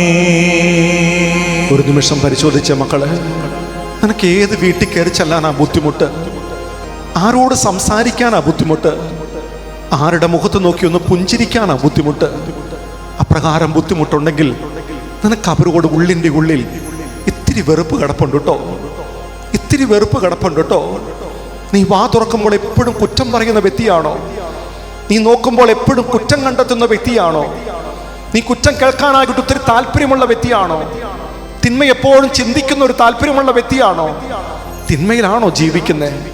ഈ 5 കാര്യങ്ങൾ നിന്റെ ജീവിതത്തിലുണ്ടെങ്കിൽ കുഞ്ഞെ, നിന്റെ ഉള്ളിൽ വെറുപ്പെന്ന് പറയുന്ന മാരക പാപം കിടപ്പുണ്ട്. ഒരു നിമിഷം അനുദപിക്ക്. ആരോടാ വെറുപ്പുള്ളേ? കുടുംബത്തിൽ ആരോടാ ദേഷ്യമുള്ളേ? അപ്പനോട് ദേഷ്യമുണ്ടോ? അമ്മയോട് ദേഷ്യമുണ്ടോ? ജീവിത പങ്കാളിയോ? നിന്റെ സഹോദരങ്ങളെ, നിന്റെ മക്കളെ ആരെയാ വേദനിപ്പിച്ച്? ആരെയാ തകർത്തേ? ആരെയാ കുറ്റപ്പെടുത്തിയേ? ആരെയാ വിഷമിപ്പിച്ച്? ആരുടെ കണ്ണീരാ നീ ആഴ്ത്തി വീട്ടിയേ? നീ അയൽവക്കക്കാരുള്ള ബന്ധം എപ്രകാരമാ? സഹോദരങ്ങളുള്ള ബന്ധം എപ്രകാരമാ? ഫ്രണ്ട്സിനോടുള്ള ബന്ധം എപ്രകാരമാ? നമ്മളായിട്ട് ആരുടെയെങ്കിലും കണ്ണീര് വീണോ? നമ്മളായിട്ട് ആരെങ്കിലും തകർന്നു പോയോ? നമ്മളായിട്ട് ആരെങ്കിലും നമ്മളോട് മിണ്ടാതിരിക്കുന്നുണ്ടോ? കർത്താവ് നിന്റെ മനസ്സിൽ കാണിക്കുന്നവരെ ഈശോയുടെ സന്നിധിയിലേക്കൊന്ന് സമർപ്പിക്കുക. ഈശോയോട് പറ, ഈശോയെ, അറിവില്ലായ്മ മൂലം, ബലഹീനത മൂലം, എൻ്റെ മനസ്സിനേറ്റ മുറിവ് മൂലം, എന്നിൽ വസിച്ച പൈശാചിക ശക്തി മൂലം അപ്പൊ ഞാൻ ഇവരെയൊക്കെ വേദനിപ്പിച്ചു, ഇവരെയൊക്കെ തകർത്തു, ഇവരെയൊക്കെ കളങ്കപ്പെടുത്തി. എന്നോട് പൊറുക്കണപ്പ. ഈശോ വെളിപ്പെടുത്തി തരുന്ന ചില മുഖങ്ങളുണ്ടാകാം. അപ്രകാരമുള്ള മുഖങ്ങളെ ഒന്ന് മനസ്സിൽ കണ്ട് അവരോടൊന്ന് മാപ്പ് ചോദിച്ച് ഒന്ന് പൊറുക്കണമേ എന്നൊന്ന് പറ, ഒന്ന് ക്ഷമിക്കണമേ എന്നൊന്ന് പറ. കണ്ണടയ്ക്കാം മക്കളെ, കണ്ണടച്ച് ഈ നിമിഷം ഈശോ കാണിച്ചു തരുന്ന ക്ഷമിക്കാനും പൊറുക്കാനും വിട്ടുകൊടുക്കാനുമുള്ള ഏതൊക്കെ വ്യക്തികളുണ്ടോ അവരെയൊക്കെ ഒന്ന് മനസ്സിൽ കണ്ടുകൊണ്ട്, ഈശോയെ, ഇതാ ഞാൻ അവരോട് മാപ്പ് ചോദിക്കുക, ഞാൻ അവരോട് മാപ്പ് ചോദിക്കുക, ഇതാ ഞാൻ അവർക്ക് വേണ്ടി പ്രാർത്ഥിക്കുക, എന്നോടൊന്ന് ക്ഷമിക്കണമേ എന്ന് ഈ നിമിഷം മനസ്സിൽ പ്രാർത്ഥിക്കട്ടെ. 2 കരങ്ങളൊന്ന് ഉയർത്തിപ്പിടിക്കാം, 2 കരങ്ങളൊന്ന് ഉയർത്തിപ്പിടിക്കാം. ഈ നിമിഷം മാപ്പ് ചോദിക്കാം. ഈശോ പ്രേരിപ്പിക്കുന്ന ഏതൊക്കെ വ്യക്തികളുണ്ടോ അവരോടൊക്കെ ഒന്ന് വിട്ടുകൊടുക്ക്. മക്കളെ, ക്ഷമിച്ചാലാട്ടോ, നീ മറ്റുള്ളവരോട് ക്ഷമിച്ചാലാ നിന്റെ പാപം ക്ഷമിക്കപ്പെടും. നീ മറ്റുള്ളവരോട് ക്ഷമിച്ചാലാ നിന്റെ പ്രാർത്ഥന കേൾക്കൂ. നീ മറ്റുള്ളവരോട് ക്ഷമിച്ചാലാ നിന്റെ ബലി സ്വീകരിക്കൂ. നീ മറ്റുള്ളവരോട് ക്ഷമിച്ചാലാ നിന്റെ രോഗം സുഖപ്പെടൂ. നീ മറ്റുള്ളവരോട് ക്ഷമിച്ചാലാ ദൈവത്തിന്റെ കരുണ കിട്ടൂ. മക്കളെ, ഇത് കിട്ടണമെങ്കിൽ നീ ക്ഷമിക്കണം, നീ പൊറുക്കണം, നീ വിട്ടുകൊടുക്കണം. ഒന്ന് മനസ്സിൽ മാപ്പ് ചോദിച്ച് 2 കരങ്ങൾ ഉയർത്തിപ്പിടിച്ച് അവരെ അനുഗ്രഹിച്ച് മാപ്പ് ചോദിച്ച് മാപ്പ് കൊടുത്ത് അവരെ അനുഗ്രഹിച്ച് എല്ലാവരും ഒരു 10 പേർ കേൾക്കത്തക്ക ശബ്ദത്തിൽ ഒന്ന് സ്തുതിച്ചാരാധിച്ചേ. ഹല്ലേലൂയ.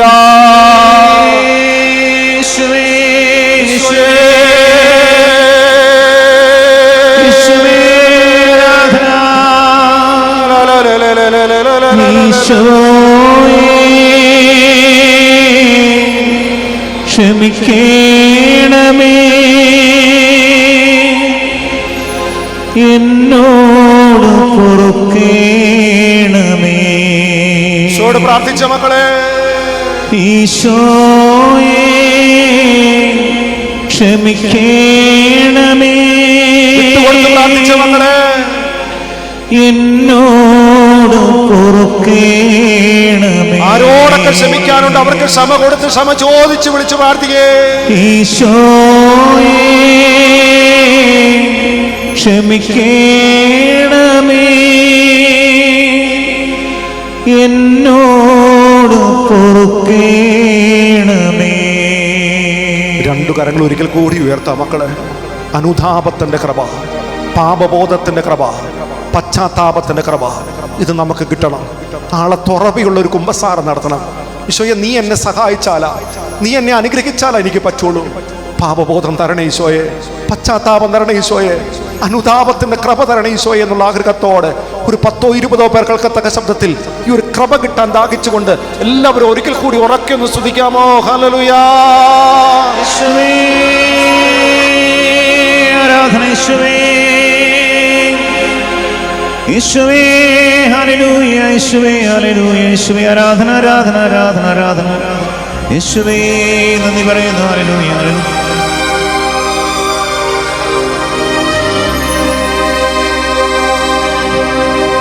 കരുണ തോന്നണേ എന്നിൽ,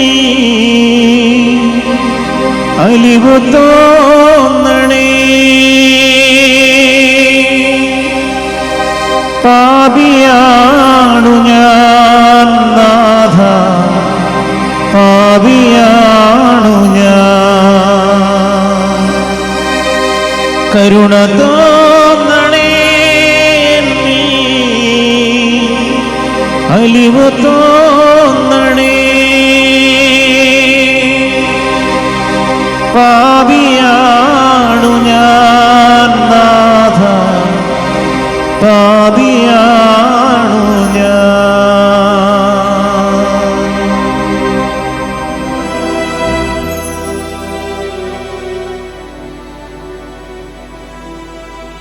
പരിശുദ്ധ പരമദിവികാരുണ്യേശോയ്ക്ക് നിത്യസ്തുതിക്ക് യോഗ്യനായ പരിശുദ്ധ പരമദിവികാരുണ്യേശോയ്ക്ക് നിത്യസ്തുതിക്ക് യോഗ്യനായ പരിശുദ്ധ പരമദിവികാരുണ്യേശോയ്ക്ക്